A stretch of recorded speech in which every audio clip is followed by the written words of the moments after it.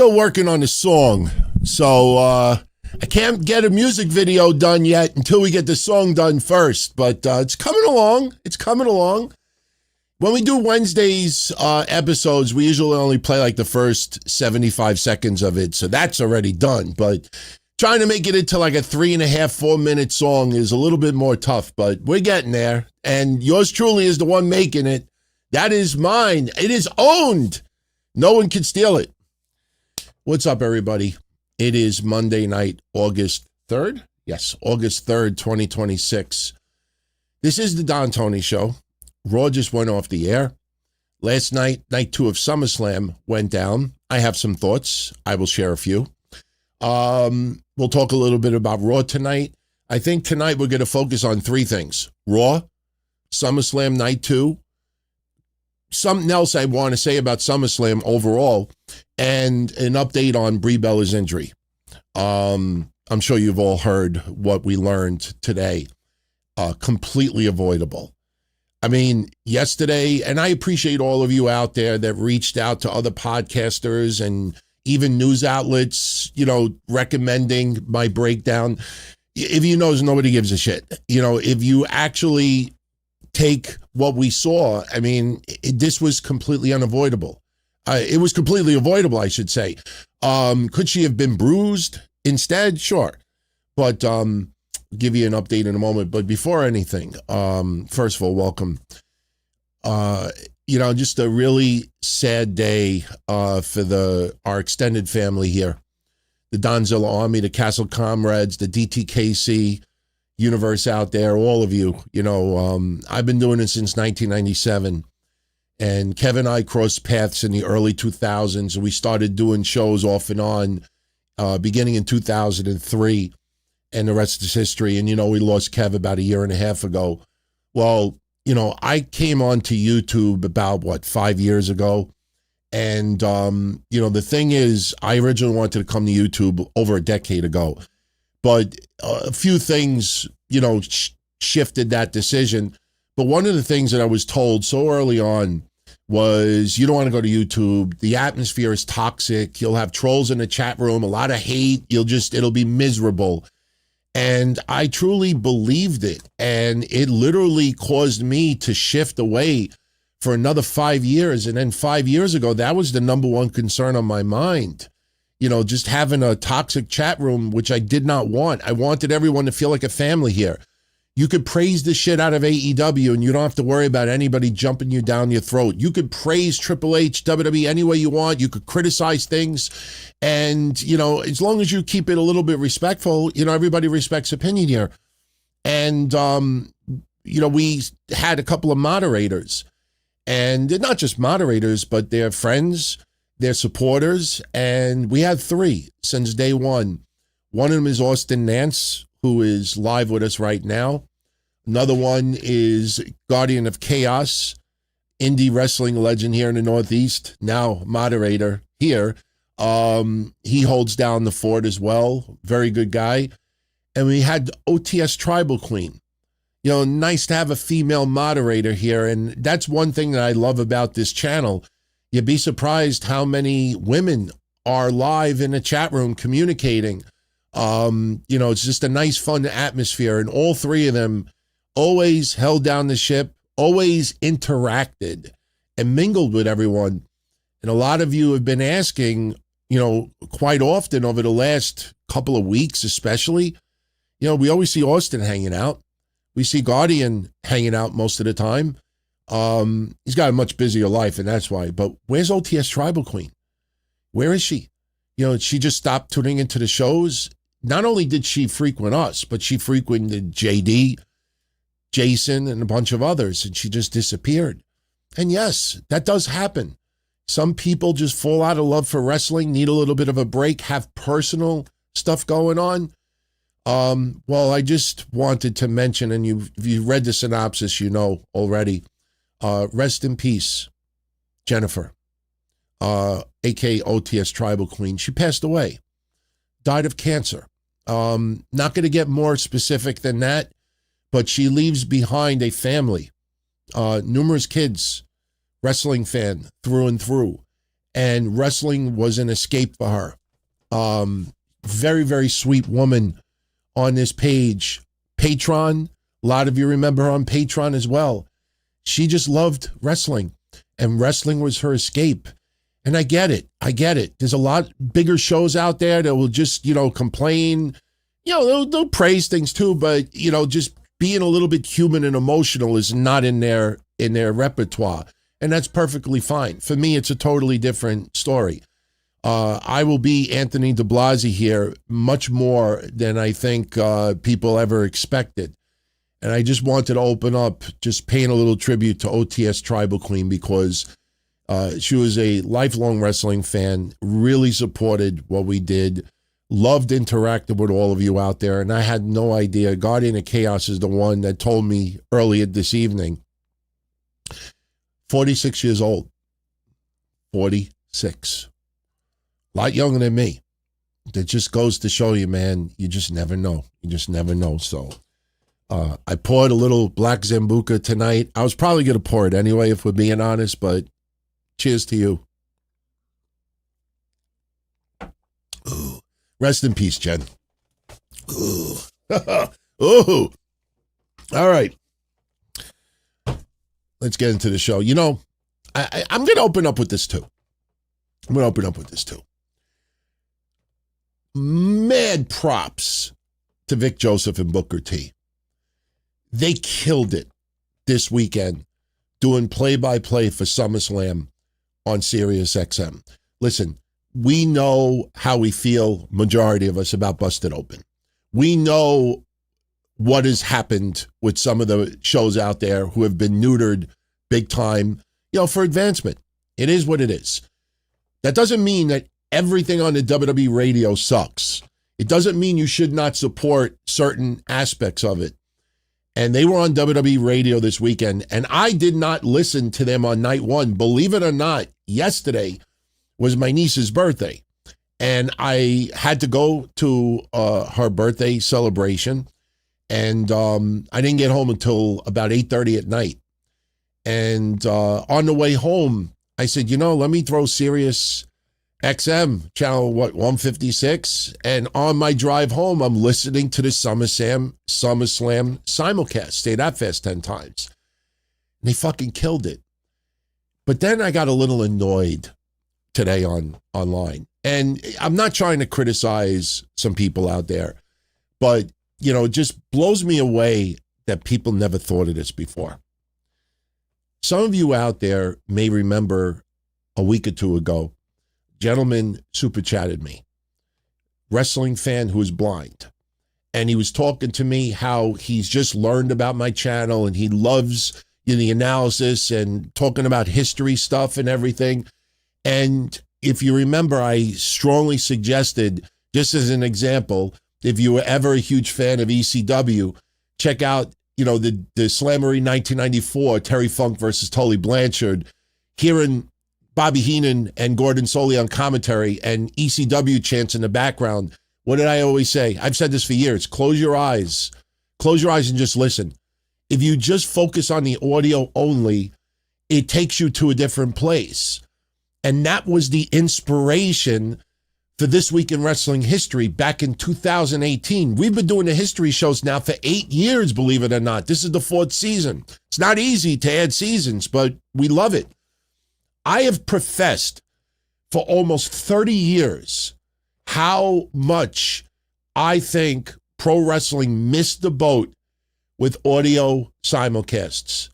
You might remember, and anybody that's been a long time with me have heard me put over WCW when they used to do their pay-per-listens. There was 1998, around that time is when they were doing a pay-per-listen. And they would, listen, technology at that time sucked. It was real media, real player, audio quality was 56K at best, but you got to hear these events. And I remember people at that time, who's going to pay just to hear audio and this and that? And I'm like, but you don't understand. Yes, we could watch it. Yes, when we watch SummerSlam, we hear commentary, Michael Cole, Wade Barrett, Corey Gray, whoever you want to choose. But it's different when you have a show that is designed to be audio only. When you are doing commentary for audio only, you have to be the eyes for the people that are listening. That's what Vic Joseph and Booker T did this weekend. Their show was not them doing like they would do on NXT. Their design was every single person that hears their commentary, there's no video. So they filled in the blanks when CM Punk is doing his entrance and there's no commentary. When Trick Williams is doing his entrance and there's no commentary. When you had other people just staring and not saying nothing. Roman and Seth with the fist bump, not saying nothing. You know, they put, you know, the vision, no pun intended, in people's ears.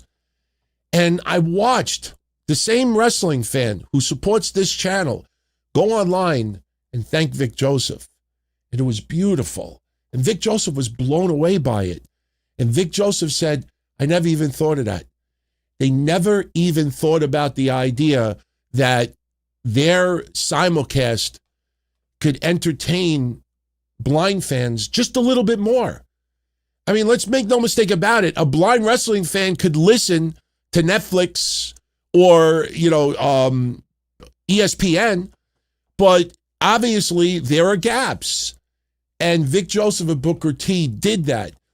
And I'm going to name one person. Please, Conrad, don't take it personally. You know I love you. I've always supported you. I've fought people debating about you. You're top notch. But I saw him. He's like, I never thought of that. And I'm like, for 30 years, we've been fucking saying that the wrestling world should focus on, you know, audio simulcasts because it gives a different perspective when you close your eyes. I mean, there's nothing like watching it, obviously.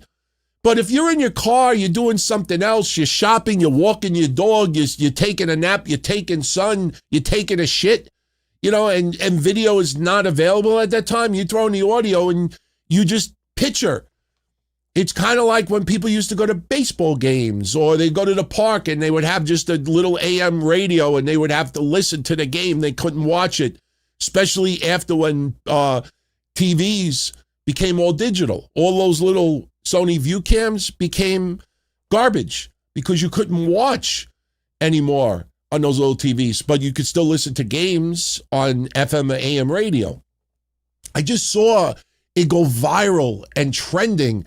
Now, make no mistake about it, WWE Radio is not intending for the blind demographic. I don't know how many people truly are blind that are wrestling fans, but I was just taken back on how so many smart people, very, very smart people, especially a businessman like Conrad and others who never ever thought in a million years, holy shit, never ever thought about having audio simulcast as a different platform.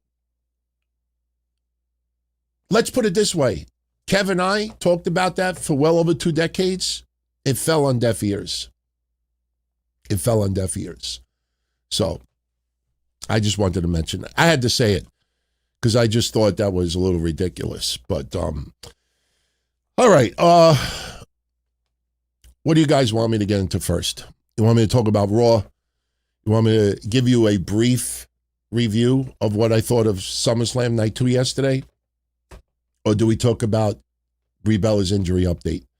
I'll leave it for everybody in the chat room which one you want me to talk about first. I don't mind. Just very quickly, just put like SummerSlam or Raw or Brie. Just, you know, I'll see what the trend is right at the beginning and we'll get into it. So, okay, I see. Okay, we got SummerSlam, Brie, injury, Raw. It's kind of a mixed bag. All right, let's do it this way. I'll give you my overall thoughts of Raw. I'll give you my overall quick, spur of the moment, nothing written down, no teleprompter, thoughts of Raw tonight. Raw was different. Raw felt different. I don't know how much of this LA Knight stuff is smoke and mirrors. It would be pretty fucking amazing if LA Knight ends up winning, being the one to dethrone Roman Reigns later this year. It'd be pretty fucking wild. I don't know if that'll happen. You know, feuds are fine. Feuds are fine. But the idea of feuds is when you feel someone is not being used properly, especially in the case of LA Knight. I think we all agree that the end game for LA Knight must be a world championship. He's wrestled Roman Reigns for titles before. Yes, a lot of bloodline bullshit.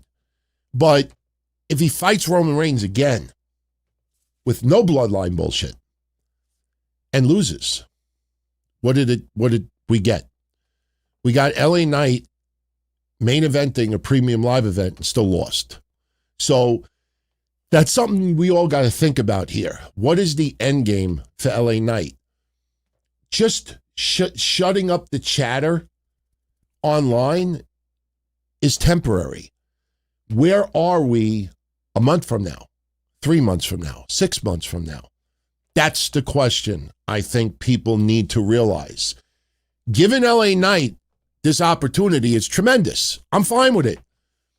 I think also you get to a point where there's a lot of damaged goods. And yes, LA Knight, we're smart enough to know that LA Knight has been stuck in this bloodline vortex for far too long. And it's not his fault, obviously. But I also say this. If he wasn't involved with this, what would he be involved in? Think about it. Look at the rest of the roster. See, I always remember, and listen, I'm just talking spur of the moment here, so I might go all over the place. I always remember when MVP left, and then he ended up in AEW, and he did a bunch of interviews, and he's like, we were lied to. Triple H, we were lied to, the Hurt Syndicate was going to do this, the Hurt Business was going to do that, they were going to do this, and they were promised things and they didn't deliver. And you've heard me say, oh, please, MVP, I'm drooling, please. Let's have a little discussion, because I have one question that busted open and no other Matarazzis would dare ask you. What faction would you have feuded with? Judgment Day, they were on Raw. Bloodline, no fucking way. Wyatt Six wasn't even a thing. Like, you could say that and it sounds like it makes sense. Who are you going to feud with? The LWO at best?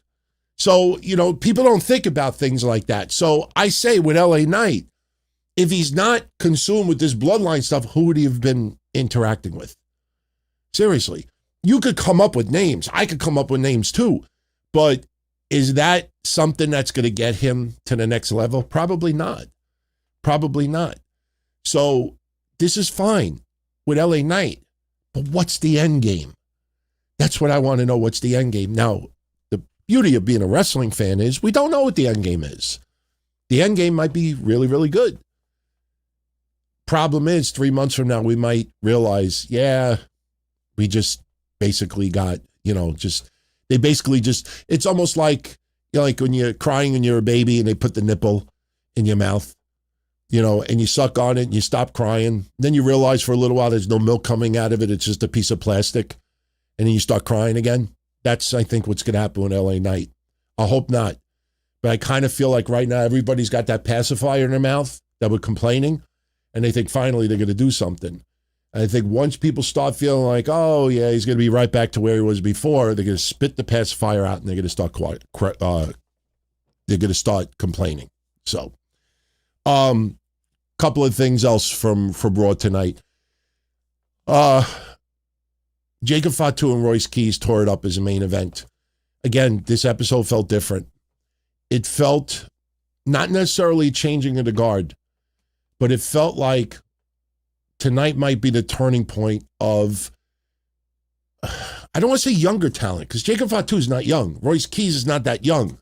Not everybody is, spring chicken, but it's not your usual, menu. They have definitely changed some items on the menu. And, Jacob Fatu, remembering his werewolf, background was tremendous tonight. Going off the air, doing what they did is great. Problem I see with is, what does he do next? Go after LA Knight? Sure feels that way, right? LA Knight? Wasn't the whole premise of tonight for LA Knight? And I'm not trying to be a poet and rhyming, but what was the purpose? Like Roman wants to, break away from that. And you fiend Jacob Fatu on LA Knight, it's like we're right back to where we were. Even if LA Knight overcomes Jacob Fatu, it's like we're right back to where we were. So I love what they did with Jacob Fatu tonight. But where's that going? Where's that going? So Royce Keys, very physical tonight. Definitely was a big test for him. He's obviously still, you could see there's still a little uncomfortableness in him, if that's even a word. But he's starting to find it. It's not going to happen overnight. Listen, I think Royce Keys would even say to me, DM, he'd say to me, yeah, you're right. I'm not a charisma machine. But he's likable. And he works hard. And you could see he absorbs things like a sponge. And, that toss over the announcer's table today, somebody that big, that shit hurts, man. But they tore it up in the main event tonight. I also want to talk about the return of Big Bill. Maybe we'll say Big Bill for last. Let's talk about Stephanie Vaquer and Becky Lynch. Very interesting with Becky Lynch. I had to put my air conditioner on. It's a little hot in here. Becky Lynch, not necessarily being a baby face tonight, but realizing, who else am I going to troll? That's pretty much what we had tonight. Becky Lynch showing up, getting in the face with Liv Morgan. I thought that was tremendous. I did not see that coming. Her, getting in Liv Morgan's face and saying, you're the shittiest champion of all time. Liv is not a shitty champion, obviously. It's just the way she's being booked. But Becky Lynch making a return because she wants to make sure the next 100 days isn't like what we had the last 100 days. Okay. All right, I'm fine with that.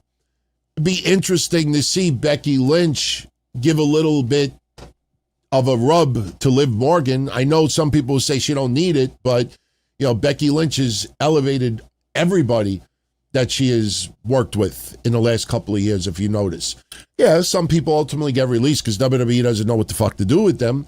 But she's definitely worked hard to, you kind of like, this is the best way I could describe Becky Lynch. And I think some people will love this analogy. It just came to my mind. When I used to go camping back in the 1990s and early 2000s, even though physically I couldn't do it like I used to, we would go camping to like Bear Mountain, Catskills, Adirondacks. Some of you might remember in an old episode of this sit down a couple of years ago, I shared a camping video, like an hour of all my old camping videos from the 90s. And people thought it was really entertaining. But what we used to do is we used to always hike to like lean-tos, little shelters. And you go lean-to, you bring your stuff and this and that. But the thing is that when you would go, a lot of times you wanted to leave the lean-to maybe a little better than when you first showed up. And what some of us would do is we would leave like some paper plates behind. Not used, leave some paper plates behind. Maybe leave some plastic forks. Or, if you have a couple of extra sternos, you put it in the corner. And the idea is that you leave something in the lean-to, so when someone else hikes and goes on a camping trip and goes into that lean-to, there's a couple of extra things that they weren't expecting. Here's a great one. We went to a lean-to. Some of you may remember my friend threw an M80 down the outhouse toilet. Didn't do anything because it was just a big hole of dirt.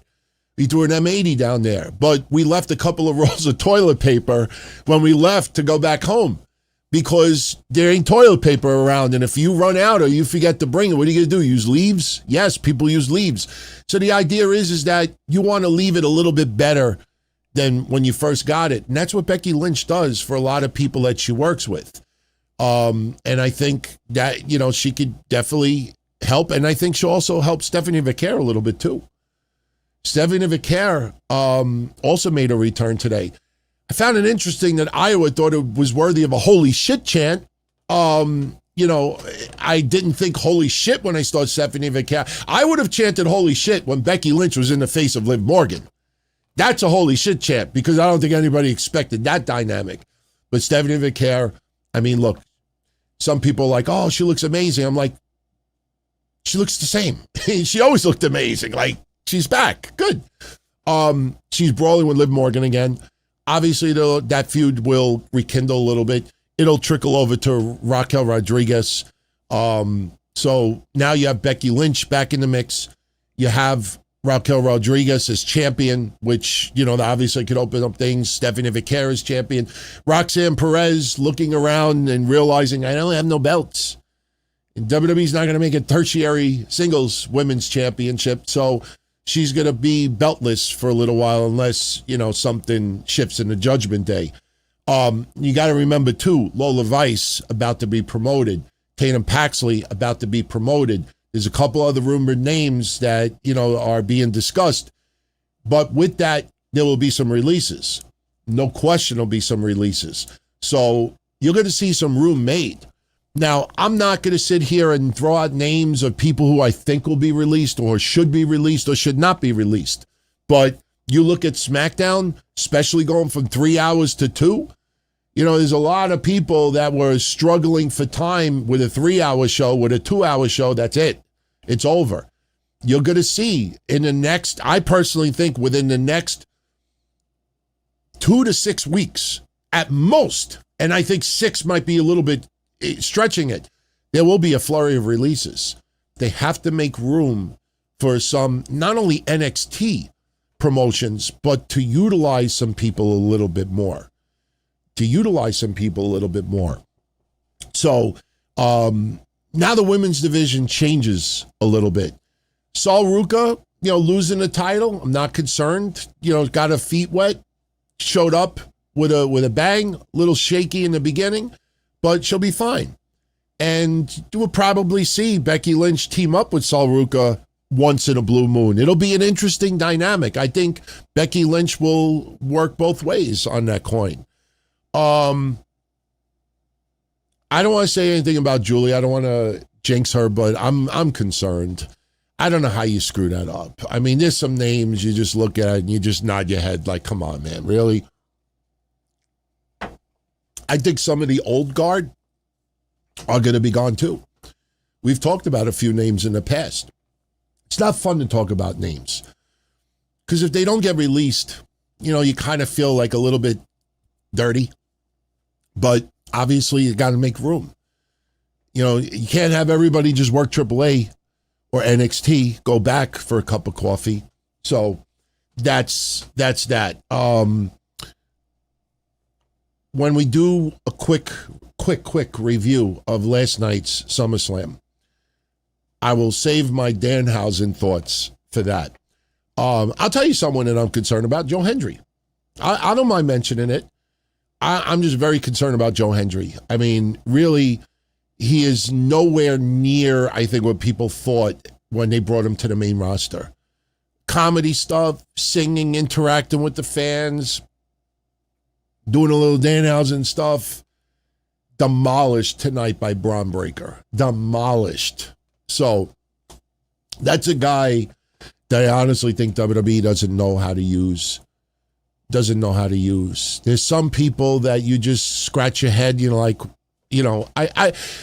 not that the singing and some of the stuff couldn't be done, but they don't know how to use him to look like a superstar in his matches. It just goes through the motions. He just looks like another person on the roster. And, someone like that I'm concerned about. That leaves me to Big Bill. And listen, we'll talk a little bit more about Raw later. I'll give you some results. We'll go down the line a little bit. We'll talk a little about Chad Gable and a few other things. But I want to say this in closing for Big Bill. And then we'll recap quick review of SummerSlam last night. Something I say to open it up, I think everybody and their mother's going to agree with. I don't think anybody's going to disagree with something that I say. Did WWE already fuck Big Bill? Did they already botch it? Big Bill is intimidating. He's 7 feet tall, close to it, whatever. Physically in tremendous shape. I never seen Big Bill. Let me put it this way, and I'm not trying to be disrespectful. I want Big Bill back in the WWE. There's a but. If somebody said to me right now, what's your favorite Big Bill match? I have no idea what to say. Big Bill is not one to have great matches. Big Bill, in a lot of people's eyes, is best as a tag team wrestler or bodyguard more than anything else. This sounds awful, but I have to just say it. I truly believe the everyday wrestling fan does not give a flying fuck about some 10-year struggle or whatever it is. He had a pretty good career in AEW. Okay, you want to do something like this before he went to AEW, that's fine. But if you're going to push this, that, I fought back and I did this and I struggled and we know he had mental issues. We know he had battles with alcoholism. We've commended him. We've praised it. We have said so many niceties about Big Bill over the years. I'm one that supports the guy. I root for the guy. But you put that in a storyline, majority of fans don't give a shit. A lot of people be like, we're all struggling. We've all had issues. That's why like when Royce Keys, when he first came in, and he talked about family, talked about some of the tragedy in Cali, and, talking about his background. It was amazing for one reason, because Royce Keys was on TV for 5 years. And other than one flurry on AEW where he's walking the streets, the Book of Hobbs, that literally went nowhere, because we even said at that time, and I'm not trying to insult him, but you guys remember, I was like, this is fucking awesome. I said, let's see what happens 2 months from now. AEW, it's kind of like the Lance Archer push. Lance Archer, for like 3 weeks or a month, he'll be throwing people through the ceiling and destroying everything. And then he faces there's a destination, like, okay, let's prop him up to this unstoppable force. And then he'll face Osprey or somebody like that, lose, and then gradually just go back into mediocrity. He's not a mediocre guy, but that's how he's utilized. And they did that with Hobbs too. So we learned more about Hobbs personally than we did in 5 years. And it was very, very real and raw. And, not many people could get through what Hobbs had to do and live with and, support his family. That's commendable. Now you move on. Now you got to focus on the wrestler himself. And that's what they've done. Big Bill, this struggle, he cut a promo tonight about Javon Evans. Nothing personal, but, I'm going to, really? That's what we have here? I personally think they already fucked Big Bill big time, because I truly believe everyone out there would rather see Big Bill and Enzo as a tag team, mediocre tag team, upper mid-card tag team, but charismatic, interactive with the audience, catchphrases, merchandise up the yazoo. That's how you use Big Bill. You put him here, what are you going to do? Put a giant fucking hand on a t-shirt like Andre the Giant? You're going to, Big Kaz? Does anybody remember what people used to do? They used to put an X through the C and he'd be Big S. Do you remember that time when he came out in his Titantron and he was blocking the letter C and yeah, that's pretty much what he is, a Big S. This is going to be right back to where that is. He's going to show up next week and probably destroy Danhausen. He's going to show up the week after and probably destroy Akira Tozawa. He's going to show up and destroy Otis. And to me, it's like all of yous just fall off the fucking cliff. I personally think they've already hurt Big Kaz. Beating up baby faces will get you boos every time. But I don't know anyone out there that was left after tonight I want to see Big Kaz get his ass kicked. To me, I think they've already fucked it up. If you bring him in with Enzo, and my God, this tag team division sucks. This tag team division sucks. And I'm not part of the IWC that has a complaint about everything. I've been watching wrestling and supporting it since 1979. All right, I'm in it for the long haul. I'm in it because I want to see it better and enjoy it. I don't use negativity to try to profit off of it. If I say something shitty and it sucks, it's because I truly believe that, and I'm not a whiner and a complainer. Sometimes I'm a little too easy on shit. So I just think they've totally fucked it up. He's intimidating. He's close to 7 feet tall. But he's not this tremendous wrestler in the ring. Holy shit. Like, really? Like, and I don't even care that he came in on the cheap, because he did sign cheap. I don't know exactly how much he signed for, but he signed on the cheap. But still, you know, it's just, I think they totally missed the boat. And then what happens? You bring Enzo in. Can you be a heel tag team? Really? Like, who's the great babyface tag team right now? The Street Profits have disappeared again. They totally fucking disappeared. Really? What are you going to do? Put Danhausen and Joe Hendry as a tag team? Like, come on. This isn't that hard. Why are they so reluctant on improving it? I can't. And listen, this is not something that makes WWE unreal. It can't be that this creative department looks at this tag team division and thinks that everything is fine. I know why they probably do it, because the less threats, the more Austin Theory and Braun Breaker could hold on to those tag titles, or some mediocre tag team. You put two substantial good wrestlers together. That's why they won't put Rey Fenix and Penta as a tag team. They won't do that because everybody will be like, put the gold on them. They won't even have the Usos as a threat for the tag team titles anymore. Remember, wasn't that long ago? They lost the titles. Everything was about the tag titles. They lost, and they're not even in the tag team division anymore. I don't know what the fuck they're doing other than this bloodline stuff.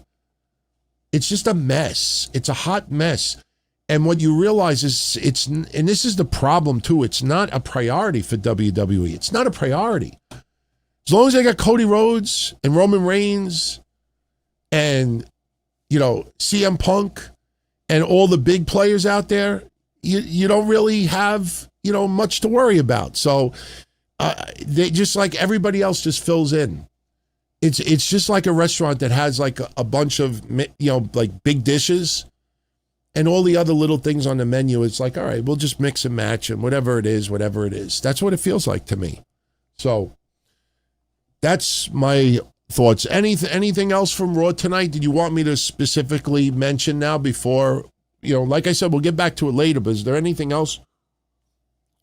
Don't get me wrong, other thing. Oh, there is something. There's obviously something. And actually, there's two things. We have to talk about the Pope, Obafemi. That motherfucker looked like a Pope tonight. And I say that complimentary. Wearing all white, looking religious. He goes out there and, you know, he cuts his promo and, you know, he really puts over Brock Lesnar. You know, in hindsight and now realizing why this happened. I mean, he knew, but storyline-wise, he appreciates Brock Lesnar, respects him, and Brock could rest now. That Oba's been tested. Oba swam with the fishes, was able to hold his breath, was able to survive. But obviously, the confrontation with Braun Breaker. Yes, I know he was wearing Nigerian attire. I've seen it before. But for me, he looked like a Pope. And I say that complimentary. He just looked tremendous tonight. But the stare down with Braun Breaker, that is obviously a future WrestleMania match. That is the future, part of the future of this company. And they're going to tease that. They're going to tease it. I don't think suddenly the Vision feuds with Obafemi, but they're just planting some seeds. Now, you've heard me say for a while now that Paul Heyman will be managing Obafemi in the future. He will. He will be an advocate for Obafemi. I've said that for months. It's happening. I don't know when, but it's happening. It's interesting how Braun Breaker approached Paul Heyman later on in the night and said, where's Oba? Paul Heyman's like, how do I know? And Braun just laughed and walked off.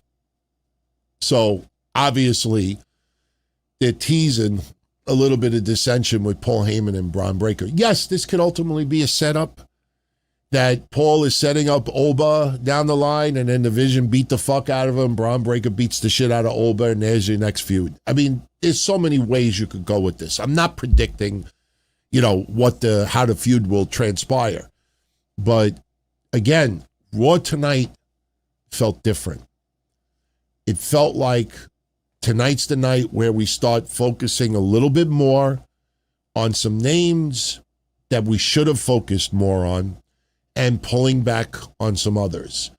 I think you will see that trend continue, but you also got to remember too, some of these names are not ratings draws, and at the end of the day, statistics do mean something, especially on Netflix. You don't need Dave Meltzer to just look at a calendar and be like, gee, they could back out after 5 years. I guess if the ratings suck a year before, then Netflix is going to get pressure on it. That's not news. That's common sense.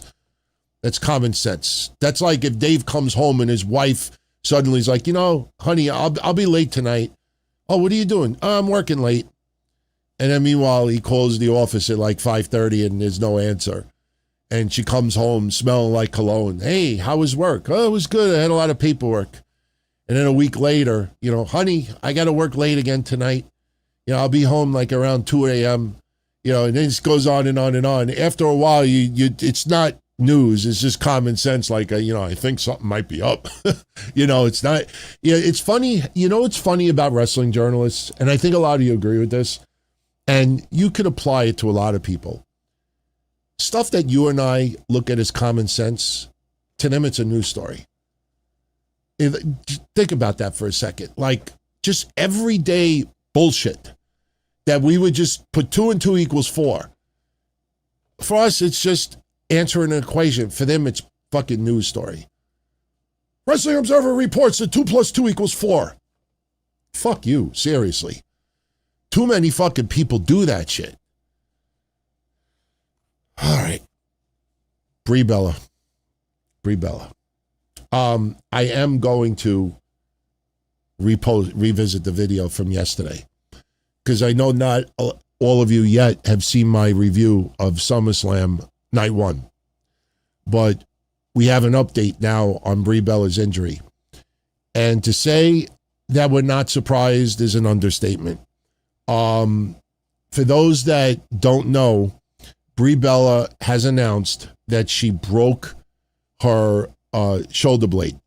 Okay, this is the actual body part. It's the right scapula. Now, the scapula is behind the shoulder. It's in your back area. Now, I'll say this before I, again, criticize Brie Bella for an absolutely careless thing that she did on Saturday. This is a scary injury because that's not too far from your spinal cord. All right. So she broke her scapula. If you want to put skin on a skeleton, that's where it is. That is where it is. Some people's scapulas stand out more than others. I think Brock Lesnar has an amazing looking scapula if you ever look at his back. Why I look at Brock Lesnar's back, I don't know, but that's what she broke. Now, without getting all goofy and corny yesterday, and by the way, for the people that were appreciating the segment yesterday and they're like, DT, you had sweat stains on your neck. That wasn't sweat stains. I didn't shave. I get like a lot of stubbles over here. I shaved last night when I went to my niece's birthday. So, sorry. I didn't realize. I promise you, starting next week, I'm going to shit, shower, and shave before I go live on episodes. I got to look a little bit more pretty.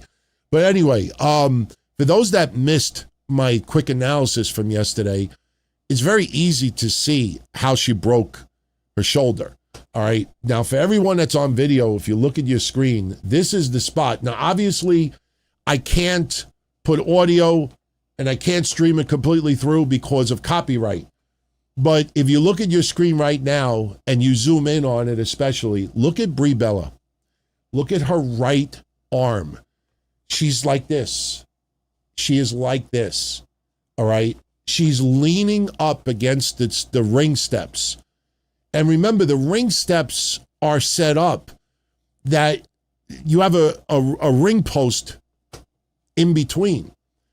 And the idea is that when someone does like a cannonball, it makes a loud sound and the ring steps don't move.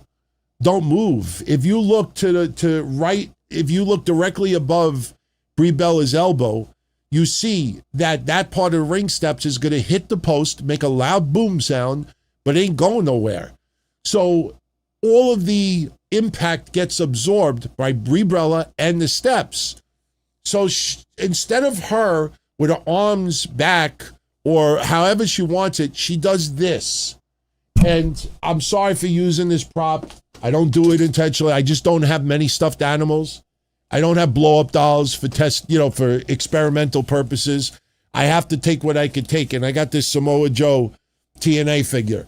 So just picture it sideways. I'm like this, sideways. You see how much my elbow is sticking out? So now if JC Jane is doing a cannonball and she is gunning for me, what is the first thing that's going to hit all the impact? It's my elbow. What happens? It goes, or this way, even worse. And that's what probably happened. All the impact, and she tried to pull it down last second. Too late, honey. Too late. You had your elbow like this. You tried to pull it down, and the force, look. I'm not going to take my shirt off. Anybody could do that right now. Go like this, and just go like this. You'll feel your scapula. You'll feel it. So if you look, I'm going to put it in slow motion, and you look at what happened to Brie Bella. Just watch this very quickly.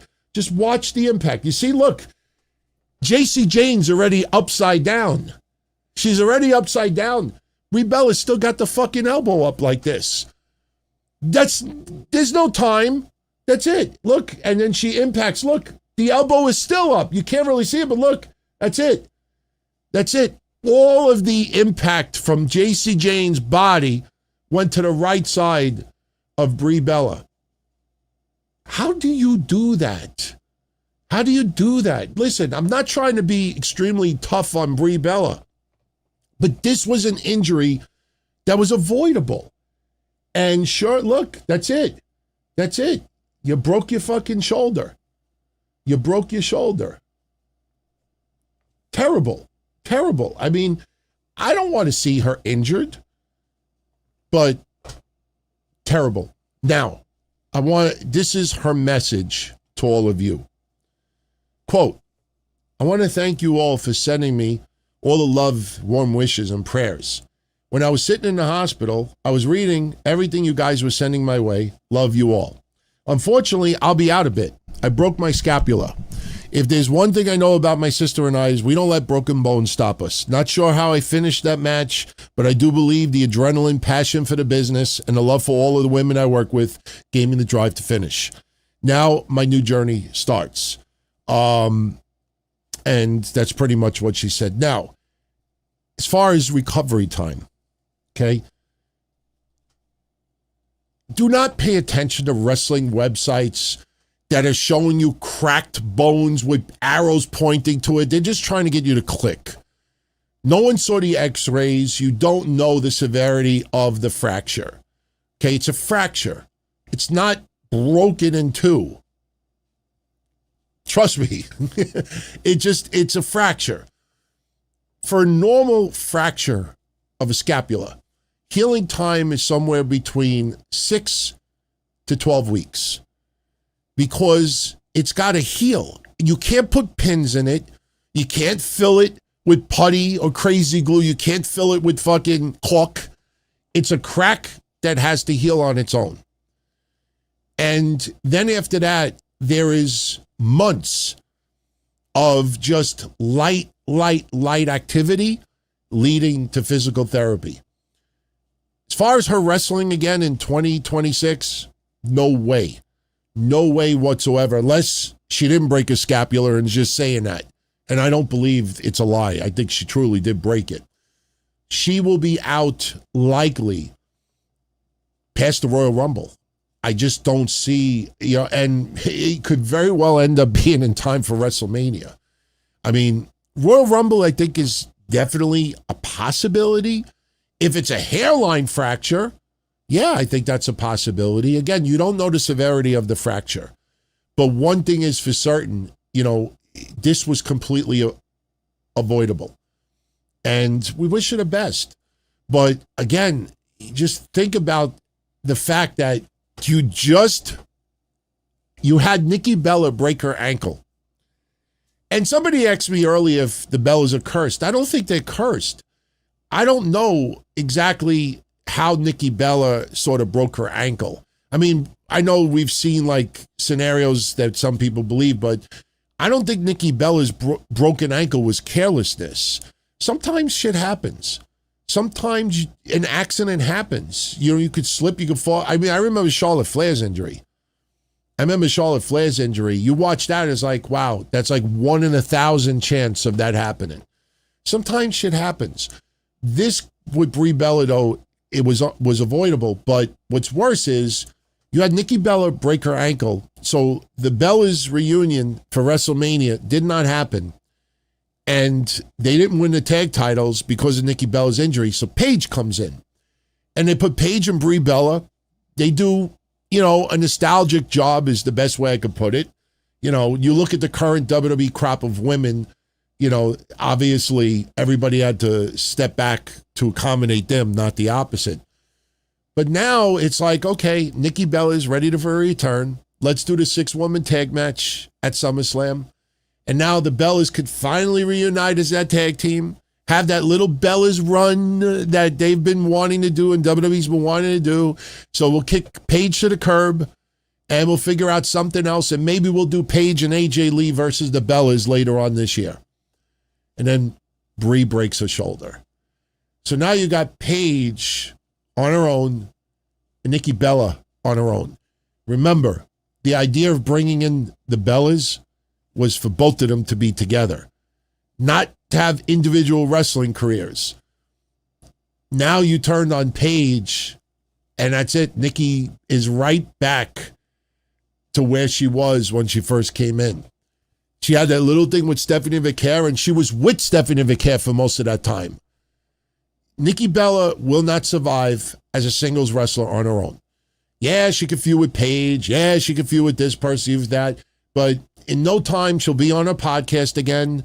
Bella Army, I hear you. I would love to work more. It's not that I don't want to, but it's up to the bosses. But I love you. Thank you. No. If I'm Adam Pearce, Nikki, you're suspended. Hi. All right. So, listen, in all sincerity, I wish Brie Bella a speedy recovery. I really do. The Bellas have not sucked. They haven't. They've been okay. Obviously, it's nostalgia, but they have not embarrassed themselves, and I'm not going to criticize that. But now you just totally a whole year is going to go by before the Bellas truly could possibly do something. And by that time, you don't know what TKO thinks. You think the Bellas are high on TKO's list? I mean, look at their podcast. I brought it up. They got like, 1 million subscribers on YouTube? Some of their shows don't even get 10,000 views. Some episodes don't even get 5,000 views. How do you have 1 million subscribers? You only get 5,000 views. I have like 1/30th of that, and sometimes I get 3,000-4,000. My platform is usually audio only. That's where the bulk of the... I dropped water. See, I'm talking about the Bellas too much. So, all right. So we wish Brie Bella speedy recovery. Blah, blah, blah, blah, blah. Don't do that. Seriously, you go to a wrestling school. No one in a wrestling school is going to say, yeah, do this. Yep. Especially dumb. Samoa Joe, get out of here. Go eat. All right. I typed up something for SummerSlam. And the reason why I typed it up was because I know we don't have like a tremendous amount of time here on these episodes, but I wanted to just narrow it down, my overall thoughts of what went down yesterday. And I will say this. I was going to say this in closing, but I'll say this to open it up. What I have learned about this weekend's events for SummerSlam is something that we've said for a while now. And after watching SummerSlam Night 1 and Night 2, it has become crystal clear, obvious. SummerSlam needs to go back to one night. SummerSlam needs to go back to one night. You had two nights. When you have the amount of ads that you have, when you want to insist that you only have 80 minutes of wrestling on each night, and you take 30 of it and you do it for one match, you're basically telling people to pay hundreds and, in a lot of cases, thousands of dollars to watch one match that represents almost half of the entire viewing audience. You do that if you're watching Tyson and Holyfield. You do that if you're watching the best of the best in boxing, the best and the best of UFC. If there's a money gigantic match that everybody has got to see, that's what you go for. Back in the day when I grew up and Mike Tyson was at his, in his peak, in his early years, people were spending insane amounts of money for one match. For one match. I mean, you can't compare wrestling in the 80s and the 90s because ticket prices were still extremely cheap. Even when you adjust for inflation, ticket prices for wrestling were extremely fucking cheap. But when you go to like even pay-per-views, back in the day with boxing, you were ordering it for one match, maybe two sometimes. And you are demanding the money you are demanding now. And not only are you only giving like one or two matches that represent that kind of coin, but you're also flooding it with a lot of gimmicks and ads and outside nonsense. If there's one thing that I could give WWE credit for this weekend, it's no fucking celebrities. No celebrities. None. And that's fine. That's fine. But SummerSlam should be one night. And if I'm WWE, next year you find a venue, even if it does seat 70, 80,000, you find one venue, do it one night. You can have some moron leak out that, they wanted to do two nights, but only one was available and they settled for one. You'll get IWC, you'll get some elite journalists out there laugh at WWE. Oh, you failed. You failed. You're back to one night. You failed. Ignore those people. I looked at the card. For SummerSlam for both nights. And I came up with 9 matches. 9 matches from this weekend. Now, I'm going to read you.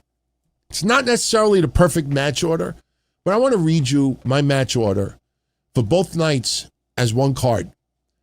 And when I read this to you, you ask yourself, would this SummerSlam have gone down as one of the best SummerSlams of recent memory if we had this in one night and not two? Now, I'm not going to lie. I didn't want the women's 6-woman tag on this card, but I had to include it because of the people out there. There's only 2 women's matches on the card. Yeah, equal opportunity. Yet, fucking AEW could have 14 matches and only 2, maybe 3 are women's matches, and nobody says a fucking thing about it. And 1 or 2 might even be on a pre-show on top of it. This is the card I came up with. And you tell me, if SummerSlam was only one night this weekend, would you have looked at this completely different? This is the card I came up with. Now, this is based on the original matches. Sami Zayn versus Finn Balor for the number 1 contenders match. Yes, we know what happened, but this is the card I would have advertised. Sami Zayn versus Finn Balor, number one contenders match. LA Knight, Solo Sikoa, and Royce Keys versus the Bloodline.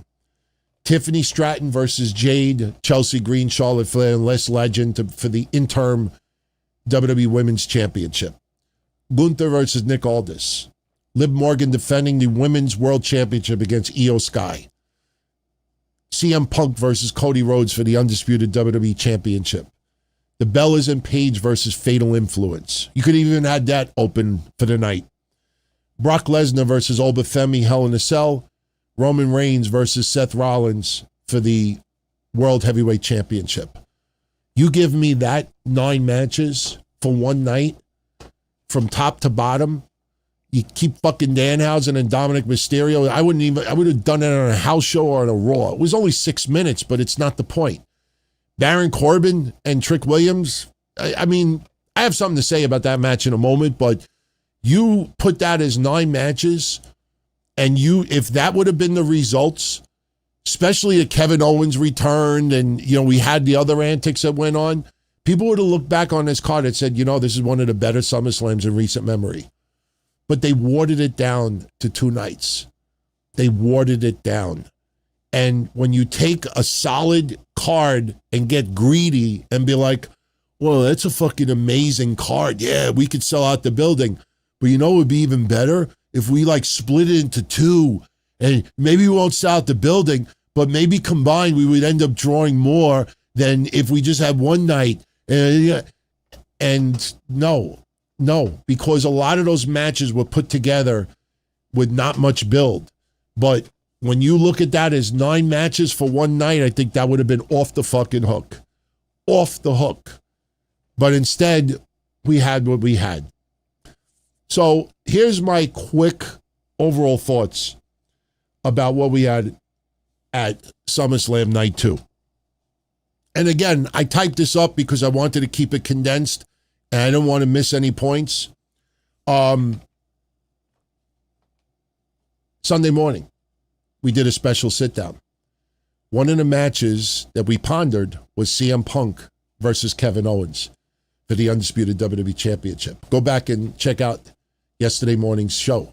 We said that that's one of the matches I think they could be leading to. I didn't think it would happen this fast.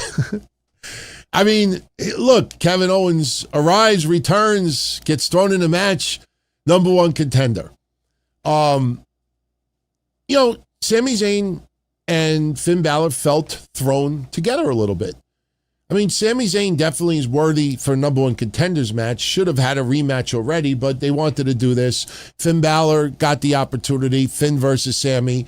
I don't think anybody would have complained about that match, but you have Nick Aldis returning as GM, so he puts Gunther in the match, and he puts the returning Kevin Owens in the match.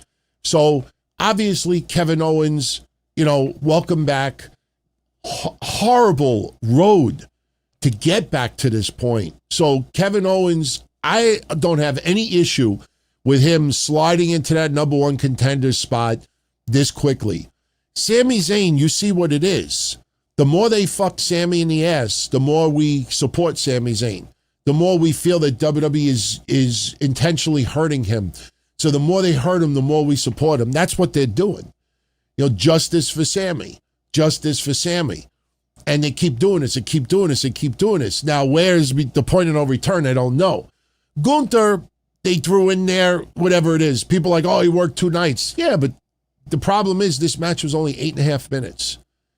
How do you have Sami Zayn, Kevin Owens, Gunther, and Finn Balor only go 8.5 minutes? For a number one contenders match. So if I had any issue whatsoever, it's the length of the match. But Kevin Owens returning was tremendous. I enjoyed it, and I'm perfectly fine with him being a number one contender for CM Punk because those two will kill it. Those 2 guys will kill it. It's something a little bit different. I have no issue with that.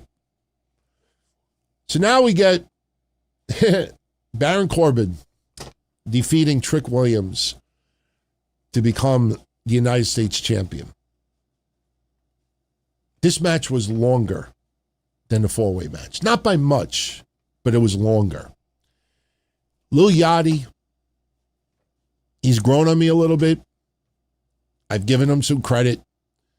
Worst time to be trying to negotiating a WWE deal because that motherfucker sucked yesterday. That guy, once again, you could have little shining moments here and there, but, only repetition. And honestly, they should be doing more shit on house shows and having him get more. They just try to get him too involved, and it burned them big time yesterday. The whole match, to me, was just a waste of time. It was sloppy. Why am I not complaining that much about Baron Corbin winning? Because I almost feel like they may be teasing a Trick Williams CM Punk title match after CM Punk gets done with Kevin Owens. I think this could be the start of trying to push Trick Williams into that higher position. I know some people will feel like it's being rushed. Obafemi, definitely don't think he should become a world champion anytime soon. But this could be Trick Williams getting a little bit escalation. So in losing, they could do a little more. Problem is CM Punk and Kevin Owens is not necessarily right around the corner. So when do you do this with Trick Williams? I don't know. But I look at Carmelo Hayes, I look at Ilya, I look at all the others that are misused, and I'm like, out of everybody in God's green earth that knows how to wrestle, you decide to bring fucking Baron Corbin back and put the belt on him? Like, who in the back has this love fest for Baron Corbin? And please, it's not guiltiness like when Baron Corbin said, somebody in the back didn't like me. Somebody in the back had it out for me. Like, we're not going to get WWE Unreal Season 6. And suddenly we're going to find out who that person was. Like, hey, Baron, really, really sorry. And, just a token of my appreciation, we're going to put the belt on you at SummerSlam. I don't give a shit. Like, that's the best you could do? Like, really? Like, Triple H just said the night before, you get over, you win the title. Baron Corbin ain't over. All right? Did great in NXT. It's probably my favorite run was when he was in NXT. But they did this. I think Baron Corbin is transitional. Baron Corbin will have that title for a very short amount of time. Who takes the belt off of him, I don't know. But all I know is that match was a waste of time. Definitely was not needed to be on this card. Yes, Trick Williams got a pay-per-view payday, but still.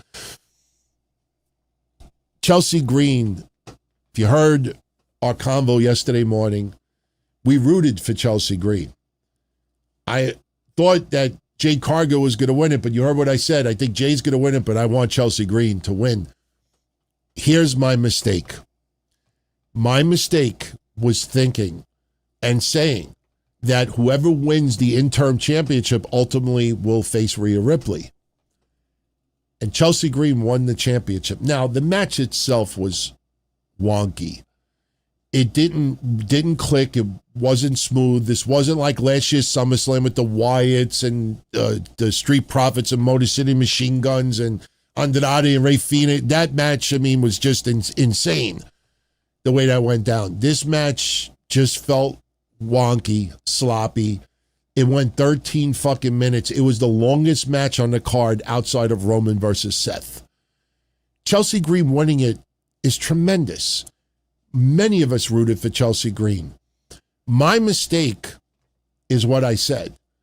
I kept saying to you guys, whoever wins this interim championship will ultimately lose it to Rhea. And once I saw Chelsea hold that belt up yesterday, fucking light bulb went off in my head. Why does the person who win the belt now have to keep that championship up to Rhea Ripley? And I was like, holy shit, I'm such an idiot. Because she could lose it a month from now to Jade or somebody else, and then that person ends up facing Rhea to unify them. That was my mistake. We should have gone with the idea that Chelsea could win it now, and that doesn't mean that Chelsea will be the one ultimately to face Rhea Ripley, but for now, it's a nice moment, and I'm very happy for Chelsea Green. I think she should probably not talk too much about Michael P.S. Hayes anymore, only because I truthfully believe from the bottom of my heart that WWE told Chelsea Green before WWE Unreal that season ever released to the public, like, listen, there's some content in here I think you need to know about. and Michael Hayes is going to say some things about you, but, you know, ultimately we'll do that with Sami Zayn later on. Just instead, you know, instead of one creative person talking shit, we'll just book him like shit. I think she knew about those comments before. I just can't believe Chelsea Green, how hard she works for that company, and Triple H doing this. And then you release Unreal and she goes up to Triple H, boss, why did he sabotage? Why did they sabotage me like this in the video? Triple H might as well just pose next to her instead of going like this, go like this. Like, you don't ambush Chelsea Green because it's great TV. So I truthfully believe that they knew very well what was going to come out. You know, they don't ambush. You know, this is WWE Unreal, not WWE Ambush. So Chelsea Green, I think this was the plan all along. It's the plan all along. You know, we'll make the fans think we're doing you dirty, and you just keep working, keep scraping, keep grinding, keep hustling, keep doing what you're doing, and ultimately you'll get it. And everybody will think like, oh, you see, creative, they finally did the right thing. All is good in the world. Let's see a month from now and she still has that belt. Really? Why would you think WWE would ambush her like that? Why? In favor of Michael Hayes? I could see if, I don't know, who's somebody who's retired who could be on the creative right now. Name me one guy that's really popular. Undertaker right now is very popular. Like, everybody thinks Undertaker doing the Triple H stuff is great. Like, imagine if, like, it was Undertaker that said that about Chelsea Green. You know, I think some people would be a little bit perturbed, but they'd be like, you know, he's been killing it in AAA.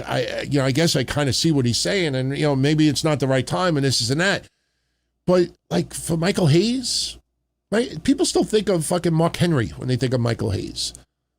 So I just can't picture WWE would ambush her like that. I think some people take this shit way too seriously, but that match was a train wreck. Chelsea Green won. Good moment for her. Let's see a month from now if she still has it. Oh, boy. Be careful. Be careful, WWE. Be careful. Danhausen wins 100,000 human monies on a poll. Dominic Mysterio. 6 minutes, 50 seconds. Dominic goes to grab the bag. The bag explodes because he's cursed, and fucking Joe Hendry comes out, negates. Janie McDonough had no business being on this card. If it would have been one night, if it would have been a one-night SummerSlam and you want to do this as a comedy segment, fine. Am I upset with the booking of Dominic Mysterio? No, and I'll tell you why. Because they're not trying to get him in very serious feuds right now. He's about to start going nuts with El Grande Americano. Triple Mania is going to be something huge. They don't want to get Dominic too involved in a very, very deep storyline right now with anyone else. So they did the stupid comedy stuff with Danhausen. They did a little bit tonight with Penta and Chad Gable because of luchadors and all that, the lucha libre stuff. But right now it's just, you know, listen, people were bringing up, oh, look at a year ago, Dominic Mysterio beats John Cena. Dominic Mysterio beats AJ Styles. Now Dominic Mysterio's losing on a money's poll. Shut up. Shut up. They're just trying to buy some time so they could start the feud with El Grande Americano and go really deep with it. It's not that hard. They're not trying to screw Dominic Mysterio. But this was a waste of time yesterday. Absolutely awful. Sucks. Be careful, WWE. I'm not comparing Danhausen to Eugene. When Eugene came in, I remember, like, all the kids loved him. Oh, he would do everybody's finishers and everybody would pop. Eugene was innocent. Eric Bischoff's nephew. Retarded. No question about it. He's retarded. Slow. Whatever. Innocent. You know, we would find out Nick Dismore, you know, like a lot of nose candy, you know, but, you know, Nick Dismore and Eugene, two different people. But the thing is, after a while, oh, fuck you. Sandman caned that ass, and everybody loved it. It was orgasmic. Sandman, Kane, and Eugene, it just felt like everything was right in this world. I could have had a fucking crater, the back of my yard open up and my fucking shed get swallowed in. Somebody steals my car, my electric goes off, my computer burns out, you know, everybody leaves me. If I would have thrown on the TV that night and saw Sandman, Kane, and Eugene, I would be like, everything's all right in this world. You know, I'm exaggerating, but the point is, they're playing with fire with the Danhausen stuff. Danhausen is a nice guy. He is CM Punk's buddy. He's very, very fun. He's likable. He's charismatic. He's friendly. Before he ever blew up, always mingling with fans online. Danhausen is good people. Make no mistake about it, Danhausen is good people. I can't praise that man enough. But he's a wrestler and a WWE character and somebody on television. And you overshoot this and you keep doing things like this. This is not our truth. This is not our truth. This is going to get to a point where people are going to start booing that guy. Not because Danhausen's a bad person, but they're going to boo to express their disgust with how WWE is forcing this shit and shoving it and doing all this dumb stuff. I mean, do we forget? His debut was this year. It was, Elimination Chamber, right? This year. And if you remember his debut, everybody's like, a lot of people are like, this sucks. What the fuck is this? What am I watching here? I mean, yeah, you got the New York Knicks. Yeah, he's on ESPN. Yeah, and there's blimps. There's fucking, towns after him. They're going to name a disease after him. They're going to name a cure after him. They're going to name fucking streets after him. It hasn't been that long. You fucking jumped the shark on this guy this early, fans are going to start booing it. I see more people online complaining about Danhausen now than I saw even a month ago. And it ain't his fault.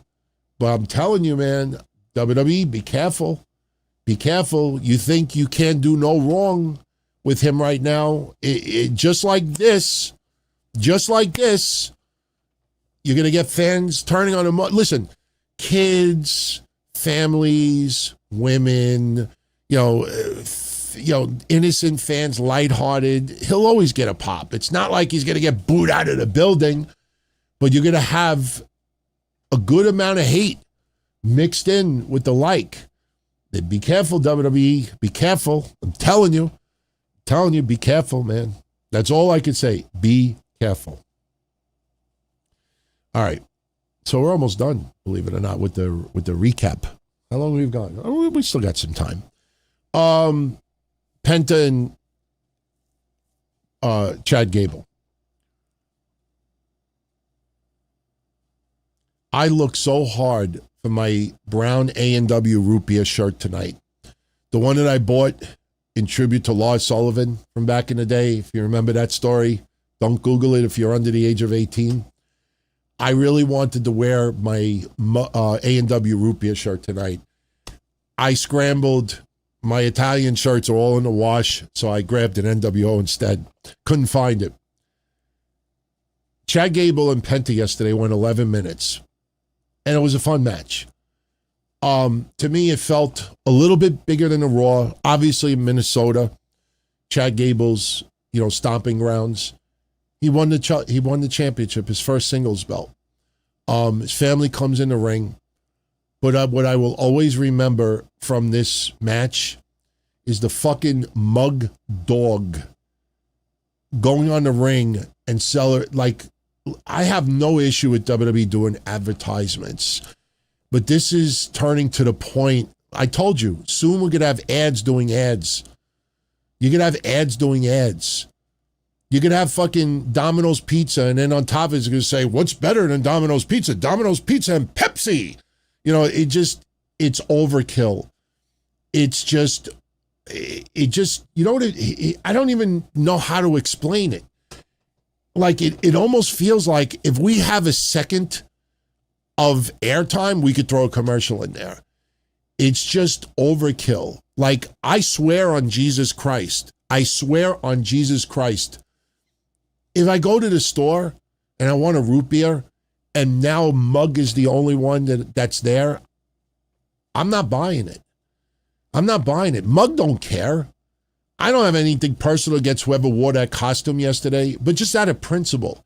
I'm like, fuck you. You want to shove this shit down my throat that much? I ain't buying it. Look at ESPN. I watched a report today that ESPN has lost 45 million subscribers. 45 million. Obviously, streaming TV is changing and, cable's changing and, this and that. But when you get too greedy, this isn't like when you go, like I've always compared it to Mohegan Sun. I go to Mohegan Sun. Haven't gone lately because of the dogs, but I go to Mohegan Sun. You go there, you want to eat. All right? Any place where you sit down, it's expensive. But they give you so much fucking food. I mean, they give you too much food. Thank God they let you order from the children's menu also. When you sit down, you want chicken and waffles. They give you 3 waffles bigger than Scott Steiner's arms. They get chicken, you think it's fucking on roids. The chicken is like this much. Like you can't even eat a third of it. But the idea is, okay, we're going to charge you a lot of money, but we're going to give you a shitload of food instead. I'm like, how's about you charge me half the price and give me half the food? And with ESPN, it's going for the jugular. There's no middle ground. Now it's like, oh, if you have YouTube TV, you could watch unlimited for nothing. If you got this, you got, and then you realize, okay, we'll just splice in 90,000 commercials with it, and we'll put this. It still blows me away that Netflix has an ad-free subscription, and I'm watching ads during Raw. I still don't fucking get that. I mean, I loved it when people started suing YouTube this year. I mean, sorry for listen, it could affect me too in the end. Well, actually, it doesn't because I don't promote stuff. But you guys know about that lawsuit that's going on. You ever watch Jim Cornette or even Conrad? Jim Cornette's probably a better example of it. Like he'll be talking about SummerSlam, and like Brian Last will say something like, you know what Brie Bella needs tonight? She needs to sleep on a nice mattress, nice soft mattress for that broken shoulder. Well, Brian, I think I have the solution. Go to Greenies. Like they'll do that, and it's entertaining as fuck. They plug shit all the time, and it's fun how they do it.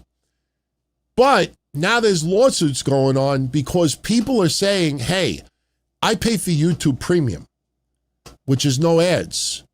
How come when I go to YouTube Premium with no ads, I got Conrad fucking plugging cereal, penis stuff, hair stuff, soda, root beer, candies, diet pills, Zepbound, like they're doing all these info. That's why I stopped watching Mick Foley doing this stuff with Conrad. They're literally sitting there and then suddenly they're plugging food and soda and Viagra pills, Blue Chew and all this other stuff. And now people are like, if I pay for no ads, why am I getting all these ads, with the people talking? And, it's going to be interesting to see what the outcome is with that lawsuit. But the thing is, it gets to a point where it's overkill. And as soon as I saw this fucking mug dog, I swear to God, I wanted to take like a baseball bat and just bash him in the head. It's not a real dog, it's a person. Even if I didn't hurt the pride, I just wanted some drunk fan to jump the guardrail and just like pull the pants down on the dog. Seriously, just pull the pants down. I mean, seriously, I just, come on, man. Chad Gable, people are emotional. His family's going in the ring. His first singles championship. WWE did him dirty far too long, and here's a fucking dog. Here, have a root beer. I could see if it was Kurt Angle and the milk carton comes in the ring. Okay, fine, drinking milk. I hated that, man. Fucking hated that. The mug dog. I'll always remember that match because of the mug dog. The mug dog. Terrible. So this leaves us with the main event. I fucked up. I shall fix it.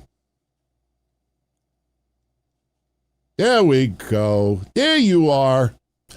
Roman Reigns successfully retaining the World Heavyweight Championship. Look, the night that Seth Rollins hit the ring and said to Roman, I want to face you at SummerSlam. Brother.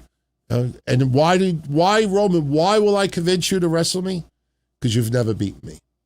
You'll go in your whole career and you'll never beat me. What did we say that night? Literally 5 minutes after rolling off the Roman's retaining. The storyline was done right then and there. However, this match by far was the best match of the entire weekend. Say what you want about Roman Reigns. The guy just knows how to deliver in main event matches. Guy doesn't do anything unbelievable. You know, you don't get many holy shit chants. He doesn't take you get a little high risk, but you know, you've seen a Roman match the last 5 years, you've seen them all. The guy just knows how to work. Seth Rollins is a ring general also. So those two guys pulled it off. Now, listen, the fist pump at the end, throwing Dean Ambrose's mask on the floor as a little tribute. You know, I saw people with, you know, my heart is torn into strings. You know, the bloodline, the Shield is officially dead. It's officially over. We have closure. Closure. When WWE's in a rut again, you don't think that this is possible? They're not going to revisit this down the line? You don't think they're not going to have Seth and Roman team up in the future, maybe at some point? Closure? I mean, I thought it was a cool moment yesterday. I thought it was fine. I thought the tribute to Dean Ambrose was fine. I heard what Roman said afterwards. I don't think it was supposed to be that deep, you know, about Dean leaving and stuff like that, but the match was tremendous. It gave me the same vibes when Roman faced CM Punk at WrestleMania. Is it a match of the year? No, I wouldn't put it in match of the year. I would put it maybe in top 10, but it was a worthy main event. And, you know, where Seth goes from here is interesting. It's going to be really interesting to see where Seth goes from here. Some people think he's retiring. My wife is convinced he's retiring within a year. I don't believe that, but I'll say this. This is now two-night events that they've done this year. And what do they both have in common? Night one felt very underwhelming. And night two made up for night one. But there's a problem. There's a kink in that armor. And the kink in that armor is when you are so bogged down from night one, any perception of better on night two feels bigger than what it is. At the end of the day, we had Roman and Seth. They put on a great fucking match. But I think people are kind of tired of this keep bringing back. I mean, you know, but they delivered. But it took a shitty night one, an underwhelming night one, to make night two feel better. Night two wasn't as good as you think it was. When you actually dissect it, the women's interim championship was very, very sloppy. Trick Williams and Baron Corbin had no business being on that premium live event. Dominic Mysterio and Danhausen was horrendous. That is 3 of your 6 matches right then and there. The 4-way match to determine the number 1 contender was great. If you took a piss and washed your hands and decided, you know, let me brush my teeth since I'm in the bathroom, the match was over. The match was over. So there you got 4 matches down. Chad Gable and Penta was good, but it felt like a glorified Raw match. So what do you have left? 1 match. I said for night 1 on a scale of 1 to 10, I gave it a 5.5 or a 6. If I gave night 1 a 5.5 or a 6, I have to give night 2 a 7. But I will tell you this much. If we had one night and you took 8 or 9 of those matches that we talked about earlier, you put that as one night, SummerSlam would have been an 8.5 or a 9 for me. I don't think anybody would have complained. I think people would have just thought, wow, this might have been better than WrestleMania. And I'm not kidding when I say that. SummerSlam proved to me this weekend that if you insist on having a 2-night event outside of WrestleMania, for me, there's only one show. There is only one event other than WrestleMania that I think should be a 2-night event, and that is the Royal Rumble. That is the only event that should be a 2-night event. For the simple reason that you put the women's Royal Rumble match on one night, the men's Royal Rumble match on the other night, and you do it that way. Because those matches take an hour to an hour and a half when you add intros and exits and music and this and that. The problem with that, and I always try to think one step ahead. The problem with that is you're asking a lot for 2-night events in January and April. It's only 3 months apart. So you feel like, wow, we just did a 2-night event and WrestleMania is less than 3 months away. Well, if anybody out there that thinks that, look at it like this. It was only August 1st. We were one day after July. WrestleMania was April, May, June, July. 3 months, 3.5 months gap. It's not that much different. So if you do Royal Rumble in January, and you do WrestleMania in April, it's about a 3-month gap. I don't think there's any issue. Plus, wherever you have Royal Rumble, it's not going to be in the same town as WrestleMania. So you're not asking fans in the same state to double dip and say, wow, I just dropped a couple of thousand on Royal Rumble. Now you want me to drop it on WrestleMania? It's going to be in different countries, different states, different areas. So for us at home, we pay the same. We pay the same, whether it's in fucking Zimbabwe or if it's in California.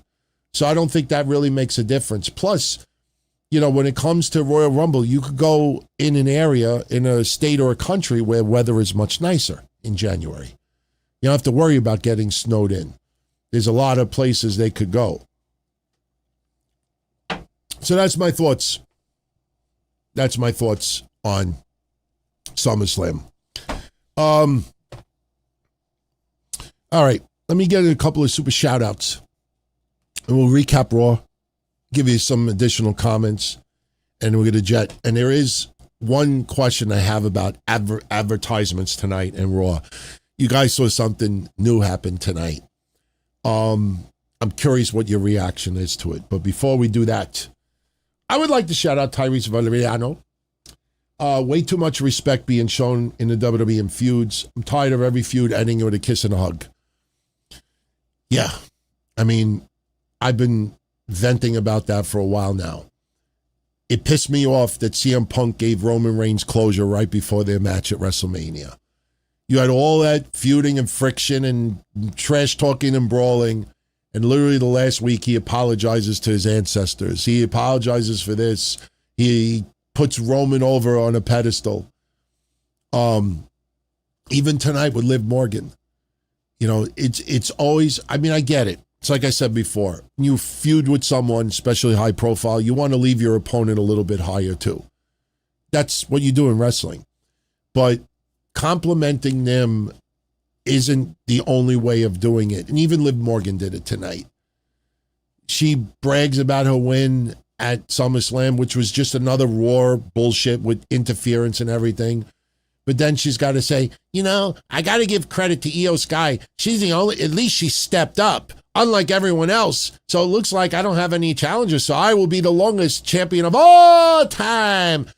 And it's like, oh, come on, man. You know, you got to throw in that little fucking compliment. You know, it just, everybody does it. Even Roman tonight to an extent. But it's a little different with Roman because of the, you know, Seth's his brother from another mother. But still, you know, there's always that compliment right before the payoff with a match or right after. And I agree with you. You don't always have to show respect to your opponent. In fact, the asshole of the assholes, character-wise, should not be doing that. Even Dominic Mysterio does that shit. It's not necessary. It's not necessary. You're not any less, and your opponent is not any less. Sometimes your opponent is better. Even LA Knight. LA Knight, if you look closely, he will throw an occasional praise to Roman Reigns. Then he throws the trash talk and everything, and it's like, come on, you know down the line, LA Knight's gonna, there's no denying, you've earned, oh, fuck off. Seriously, whenever that happens, I'm like, God, please, not necessary. This should not be a requirement. Should not be a requirement. So, Ronnie C, thank you, Ronnie. He just sent a super shout out just to say rest in peace, OTS Tribal Queen. Just really, really sad to hear that, man. She was so cool on this page. And she really supported myself, Kev. She was here. She was on Patreon. And I had no idea that she had cancer. I had no idea that she passed away. But I did notice a few of you have mentioned it over the last couple of weeks. Where's OTS Tribal Queen? You always saw her green letters because she was the moderator here, and she died. Sucks, man. Rest in peace, Jen. Rest in peace, Jen. Synapse, thank you for the 20 spot, brother. After tonight, do I think there's more or less of a chance that WWE will ever bring Enzo back? I understand he was disliked backstage, but can't think of a tag team as over since. It's just bad business to have him backstage. Is it bad business to have him backstage? I'll be honest with you. A lot of you forget, and I could pull it up for this Sunday sit-down if you want to see it. Enzo actually shouted me and my wife 5 years ago when I got engaged. He actually shouted us out. And he wished us the best, and he's like, shout out to Don Tony, just got engaged. He actually said some nice words. Doesn't mean suddenly I'm a gigantic Enzo fan. If you remember when he was accused of that stuff, even when I was still talking to Mish, we defended Enzo the whole time. Enzo obviously partied too much and was with the wrong crowd. Didn't make him a criminal. He had a woman that accused him of some horrible stuff, and WWE was looking for a reason to get rid of him. His lifestyle, his party, he was just too much. Over the years, Enzo has done a shitload of charitable causes. You don't hear him getting into trouble. There's not anything bad to say about the guy right now. I mean, I know him and Tama Tonga. I don't think that they've ever squashed things. That could be, I don't know if that's an issue, but look that up if you don't know that history. But there's nothing that I could find that I think should prevent Enzo from returning. In fact, especially because it was learned that that woman was lying. Didn't make Enzo a saint, but especially that it ended up that woman was lying. It was worse than the Odyssey Jones situation. I think one day Odyssey Jones will be brought back, and I'm a little surprised it hasn't happened yet. But I personally think Big Bill without Enzo in the WWE is nothing. I'm sorry. I'm sorry, Big Kaz. I root for him. I've praised him over the years. I like him. But as far as World Wrestling Entertainment goes, him without Kaz is it's like butter without bread. It's like this bottle without liquid in it. It's just like, it's not the same. Nobody gives a shit, this 10-year redemption thing. Nobody cares. I don't care how deep it is. I don't care how real it feels. He had a fucking successful AEW run, made some good money there. He got married. He got sober. He's a successful story. If he's angry about what happened 10 years ago, that's fine. But I'll say this, I got 3 words for you. Get over it. Nobody cares. The fans of today don't care about 10 years ago. Nobody felt like he was burned 10 years ago. Everybody feels that about Enzo. If this was Enzo doing the segments, fine. If Enzo had a chip on his shoulder doing this, fine. But Kaz? What? Kaz has done a shitload more than Enzo the last couple of years. So if anything, it should be roles reversed. I agree with you. Listen, I watched that tonight with the Javon Evans stuff. And as I'm watching this, I'm like, if he brings on Enzo right now, they're heels. Why would you do that? Why? Now, do you realize like how long it's going to take to have them be a tag team and as baby faces? You've planted the seed that Kaz is back angry, bitter, looking for revenge. And even if you wanted to repair him with Enzo, nobody wants him as a heel tag team. People want to fucking do the catchphrases. They want to do bada bing, bada boom. You can't teach that. SAWFT, soft. I know it sounds goofy, but that's right up the fucking WWE Universe's alley. Now you do this. It's going to take months upon months upon months for this to get out of everybody's system. And then Big Cass has a little bit of a change of heart, or he realizes that, you know, what I'm looking for is not this. And, you know, to me, I'm sorry. I'm not trying to be overly dramatic here, but I think they already fucked it. I already think they fucked it up. As far as I can see, there should be no reason why they couldn't bring Enzo back. I don't know what they saw. I'm sorry for saying this, but I don't know what they saw about Big Cass the last couple of years. Like, I got to have that. Why? Because he's tall and he's physically in shape and he's got a good look to him. Tell me, like, a memorable match he's had. Like, the only thing I can't think of anything. I'm not kidding. I can't think of anything. Like, for what? Bodyguard for someone? Maybe. You know, like, having some matches too? Maybe. Should have been the bodyguard for Ethan Page. Just a random idea. Ethan Page. I got a bodyguard. Do that. I'd be fine with it. Like, doesn't mean he can't beat people up and have matches. I'm not feeling it, man. I'm not feeling it. I think they ruined it already. You ruined it, damn it. Thank you for that. Jermaine. What's up, Jermaine? What's up, DT? The Bloodline heels or baby faces? And how long before Roxanne Perex turns on Liv Morgan? I'm confused.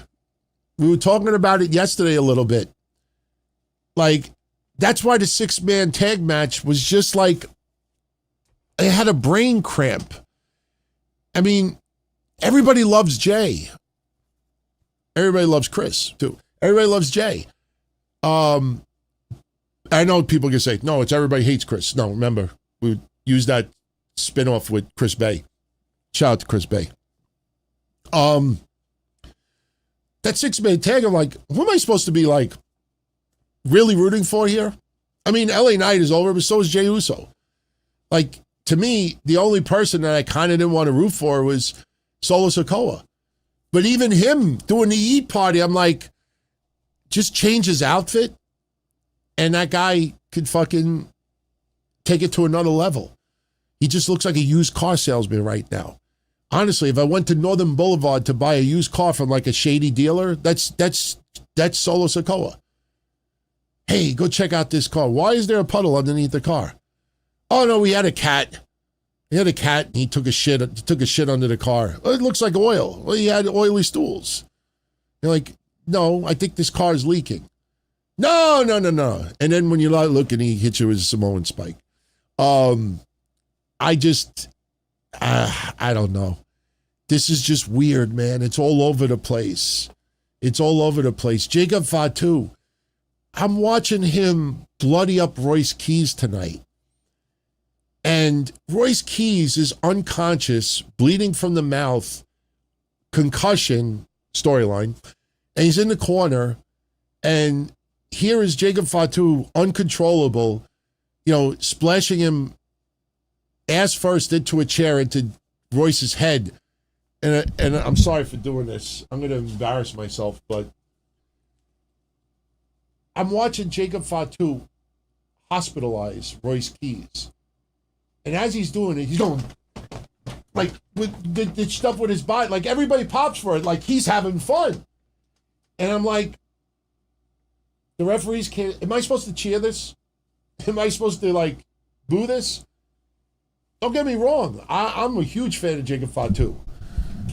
I think I knocked the mic away. Hopefully you heard me. I'm a huge fan of Jacob Fatu. I love what he's doing.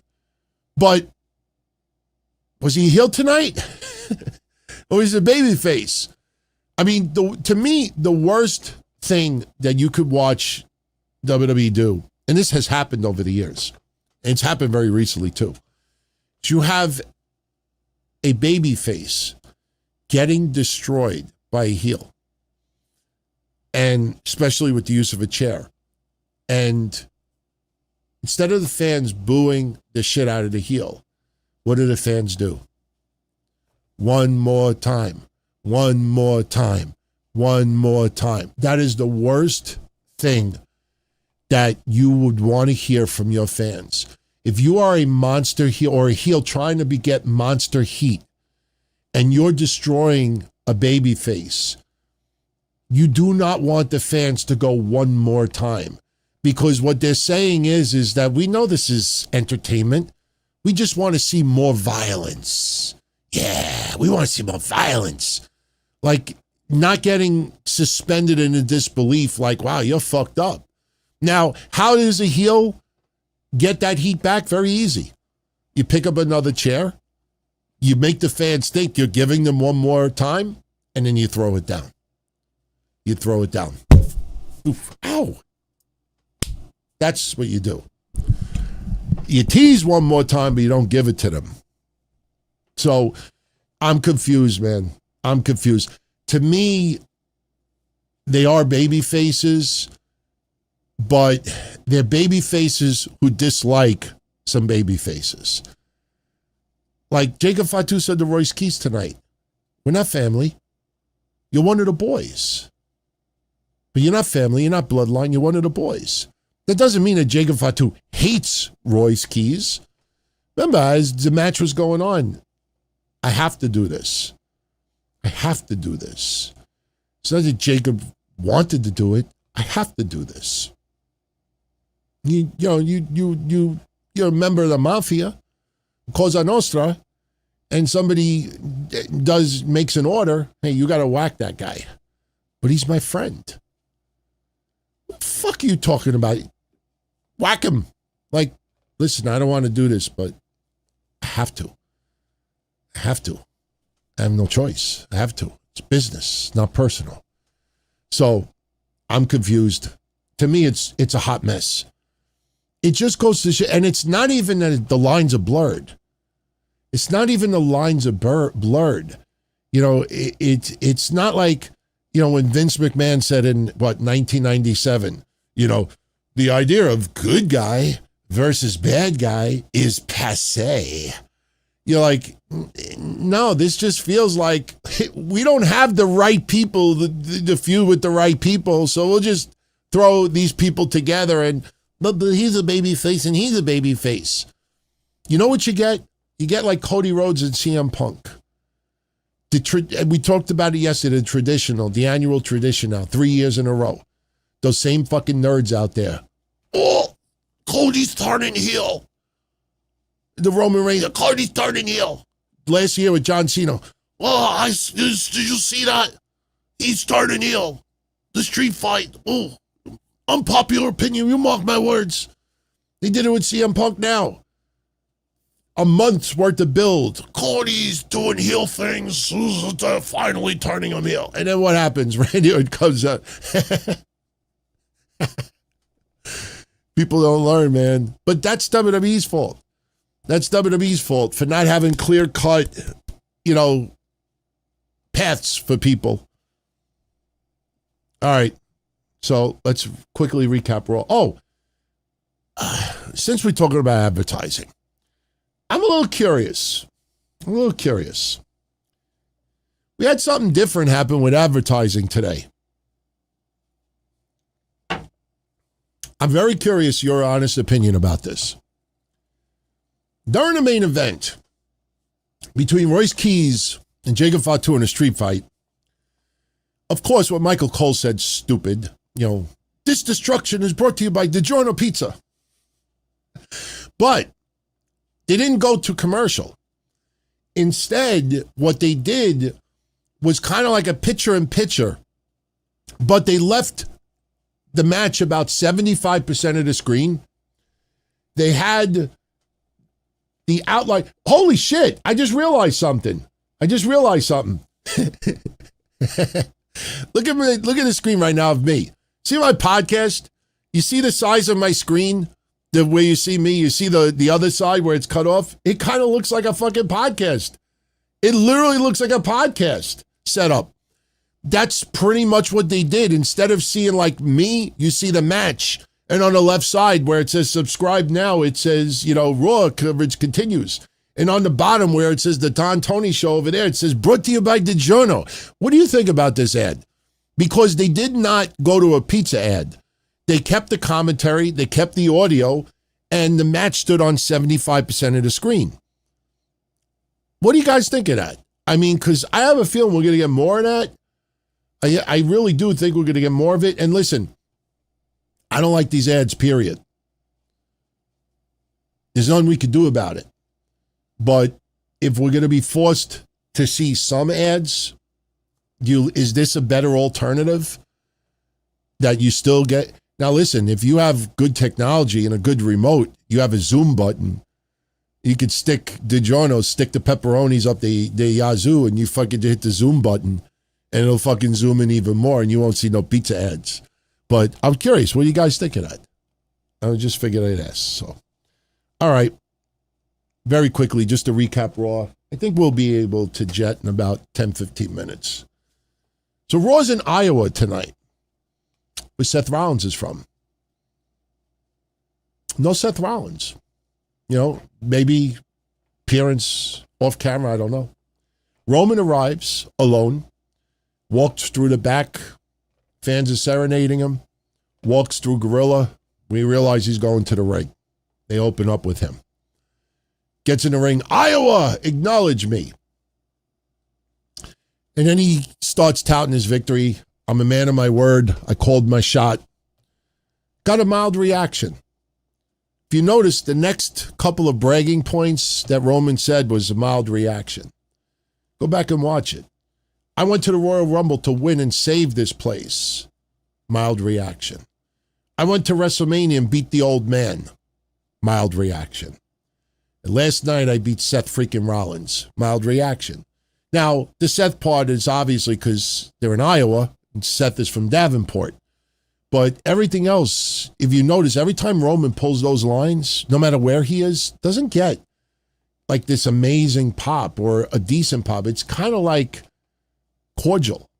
It's mild. So then he says, listen, I know it stings a little bit here that he beat Seth because they're in Iowa. He says, we got some closure last night. As the OTC, I don't acknowledge much, but I don't mind if you do. So that's the cue for Iowa to show their love for Seth Rollins. So they serenaded Seth Rollins. We don't get Seth Rollins' music hitting. Instead, we get LA Knight. LA Knight comes out there. Congratulations on doing it by yourself, but you're still a fraud. And he's saying how he's been calling out Roman Reigns for months, and you keep sicking the dogs out on me. And he says you owe me, because I think they fought in Crown Jewel and Bloodline interference, so LA Knight feels like he's owed something. Roman's like, I'm a fraud. You're a fraud. And he says, look at you. You call yourself a megastar, but you're wearing a watch from Walmart. And then Roman's like, hey, zoom into this. And Roman is wearing like a $20,000 watch. It's kind of funny when you wear a $20,000 watch and cheap sweatpants and sweatshirt. You know what I mean? Like, okay, that's nice. There used to be a saying, I won't say the word, but it's a word and it's followed by the word rich. And basically when it's someone that doesn't have as much money as we think that they do, but they have like one item that's really, really expensive and everything else is budget, and like, oh, that person is rich. Roman is rich. Make no mistake about it. But other people, they will do that. They'll have like an amazing car, but they'll live in the ghetto.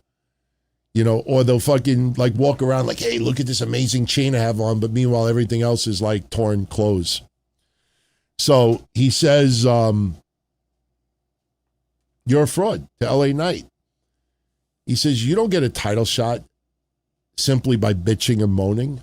You won a 6-man tag. What tournaments have you won? Like, what big matches have you won? You won a 6-man tag. Like, that's basically Roman's argument. So LA Knight says that, Roman, all he does is the numbers game. He says, you're the biggest vomit in his business. You're not on my level, brother. That's from the Seth Rollins stuff. And he says, when you find a set, come back to me. And they have a little bit more of a back and forth, and LA Knight leaves the ring. Roman looks very perturbed. Then we get a segment later on, which was just, I don't know, like, Roman's in the back with the bloodline, and Roman is kind of criticizing them for their loss. Like, how do you lose to these guys? And he was making fun of Royce Keys, too. And the funny thing is, I think we may get a match between Royce Keys and Roman Reigns down the line. I don't know if it'll be for a championship, but I think that could end up happening for real. I'm not just saying that. But Jimmy Uso says to Roman Reigns, he's like, you make the call, and we'll take care of LA Knight. And Roman's like, fuck that. Like, Roman doesn't want them to touch LA Knight. They don't want them to touch LA Knight. So what happens? Like, right after that, LA Knight walks by, and he starts trolling the bloodline. And, not only for losing at SummerSlam, but trying to insinuate that they're Roman's lackeys. And he gets in Jay's face. He, looks at Jacob Fatu, and he walks off, and they don't do anything about it. So, again, it kind of feels like ultimately Roman is going to sick Jacob Fatu on LA Knight. And we're going to be right back to where we fucking started with everything. Only difference is I get a feeling LA Knight is going to prevail over Jacob Fatu. And that will lead to the title match. We'll see. Javon Evans beat Ethan Page in a fun match just to be laid out by Big Bill, which we talked about earlier. Big Kaz. A little bit later in the show, there's a segment in the back. Big Kaz gets on the mic and he says, listen, 8 years I was left for dead in the dirt. 8 years it took me to get back here. Get back here from rock bottom. Javon Evans, nothing personal against you, bro. You were just in the way. Make no mistake about it. I am here to stack bodies. You were just the first. You certainly won't be the last.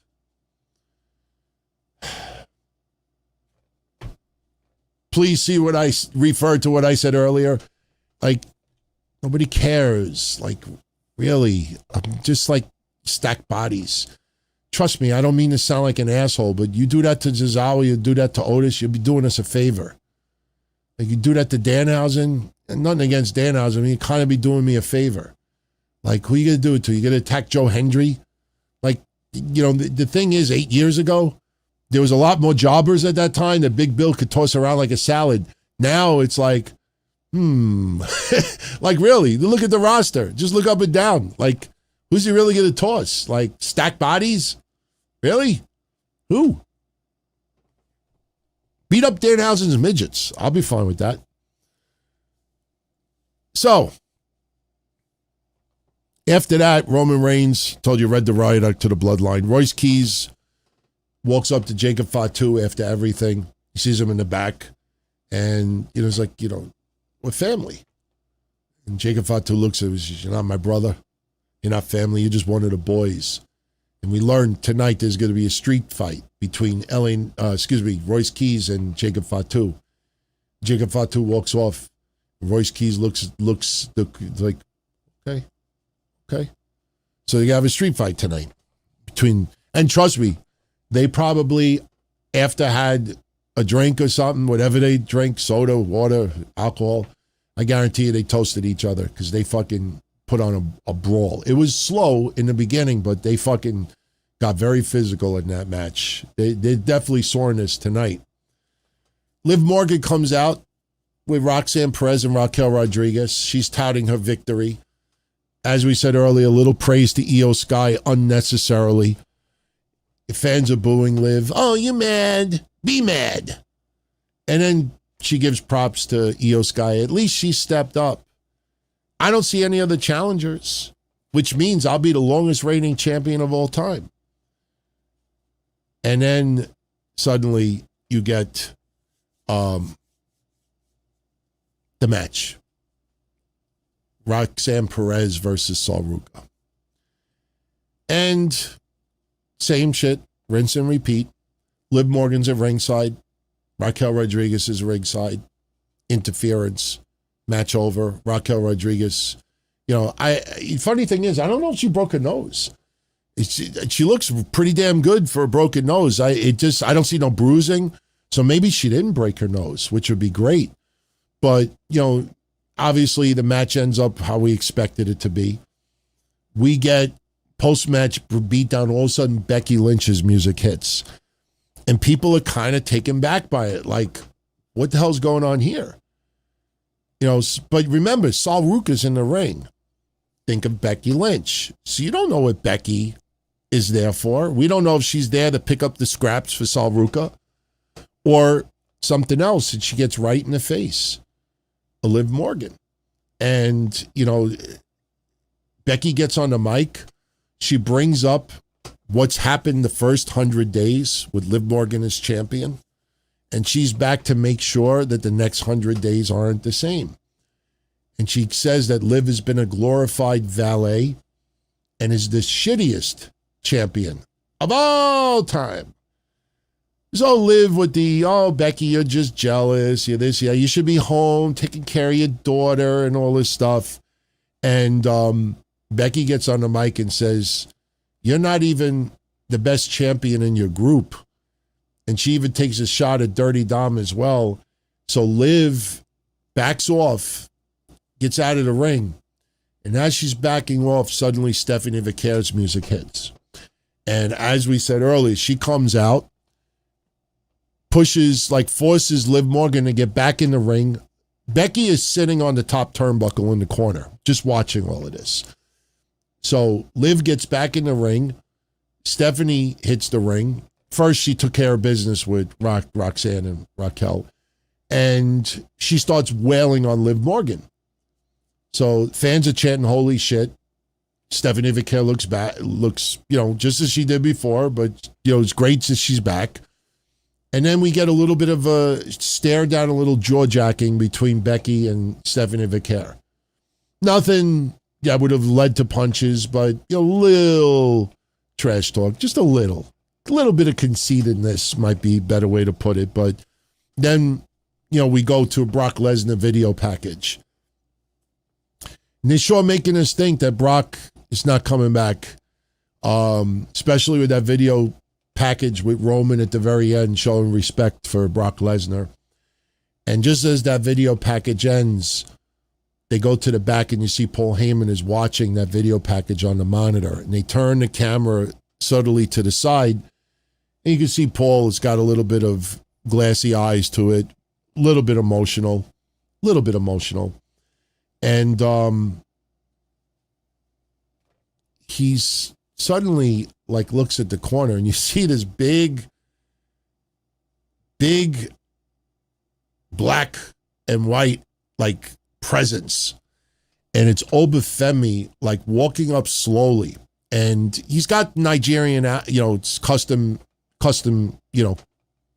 garments. But to me, he looks like the Pope. I mean, just really, really strong presence about him. Religious. It felt religious to me. And I don't say that in a bad way. Oba looked amazing tonight. He walks up to Paul Heyman. And the crowd is popping. And Oba looks at Paul Heyman and says, Paul, he wanted, he doesn't know where Brock is. He wishes Brock was there, but he wanted Paul to send a message to Brock to thank him for everything that he said about me. And Obafemi had nothing but respect towards Brock. So Paul Heyman looks at Oba and says, it would be a pleasure. And Oba walks off and comes out to the ring. And, he's got the usual phrases, this was action burnt out of evil, but now with wisdom and hindsight, I realize this was a test. And he talks about WrestleMania, he talks about Clash in Italy, he talks about SummerSlam. He said, first it was, the test is, can I swim? The next test is if I could hold my breath and how long I could hold it for. And now after SummerSlam, he passed the test and the beast could finally rest. And then he knows the torch was passed to him. And he says, with this torch passed to me, I will lead the new generation. If you have a problem with me, if you have a problem at all, you will have to answer to Obafemi. And it was excellent. You really couldn't have done it any better. It just, again, it just felt, it just such a presence about it. And then even better, as he walks off, music changes and it's the Vision. But it's Braun Breaker's music, actually. The Vision come out and we get, as I showed you earlier, this stare down between the two. And you know this is a match in the future. And let me tell you, it's not as one-sided as that sounds. That would be a pretty fucking amazing match when the time is right, obviously. But you get this really intense stare down that everybody was focused on. And then we realize Braun's in action. Braun's taking on Joe Hendry. Oh, boy. Braun just destroyed him. Sent a message. Destroyed Joe Hendry. This was an absolute destruction. And as I said earlier, later on, Paul Heyman is in the back and Braun Breaker walks up to Paul Heyman. Brad says, did you see what happened out there? He's not just talking about what happened with Joe Hendry. He's talking about the stare down with Obafemi. Paul's like, yeah, I've seen it. I've seen it. So Braun is insinuating to Paul Heyman that, Braun's going to have to do something about this. So Braun says to Paul Heyman, where is Oba?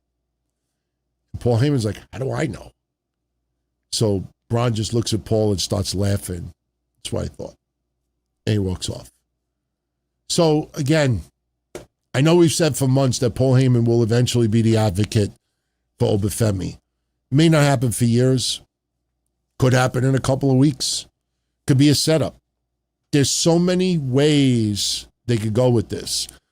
I think right now the problem is Paul Heyman is beloved. Paul Heyman is, all the fans appreciate Paul Heyman. But I think the fans wouldn't be completely sold on Paul Heyman being a babyface advocate for Obafemi. And no, Obafemi should not turn heel anytime soon. You do not mess with this. You got a good recipe. It's everybody's raving about it. You do not touch it. Do not touch it. So we got that segment. Get a video package with Chad Gable. Chad comes out. Fans are chanting, you deserve it. He shows respect for Penta. Now, this is two baby faces, so I'm fine with the respect given. Respect taken as well. He also gives props to the fans for supporting him. Talks about it's been 10 long years getting to this point. Penta comes out, shows respect to Chad Gable, and then the Judgment Day music hits. Dominic comes out, JD McDonough comes out. They're making fun of Chad Gable, reminding us that he lost his mask to a better wrestler. And then he makes fun of Penta. JD McDonough is like, what about you? You lost the title last night. So, they basically, the idea is that Dom and JD are sick of playing games. They're tired of playing games, the Danhausen stuff.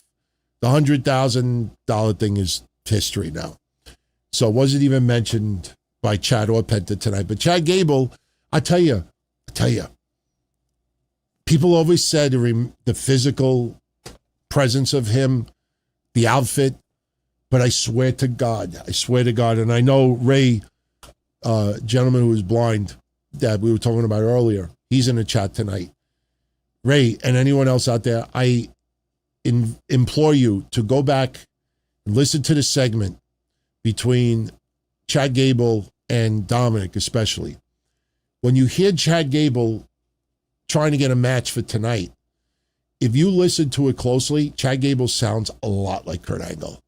Sometimes the way Chad Gable talks, he sounds a lot like Kurt Angle. Not splitting, not a perfect, but he sounds a lot like Kurt Angle. I mean, let alone physicality and the outfits and everything. But tonight, like, his voice just reminded me so much of Kurt Angle. But they set up the match, and Chad Gable and Penta defeat Dominic Mysterio and JD McDonough. And it was a tremendous match. I think I liked that match more than anything tonight. The street fight was fun, don't get me wrong. But it felt like...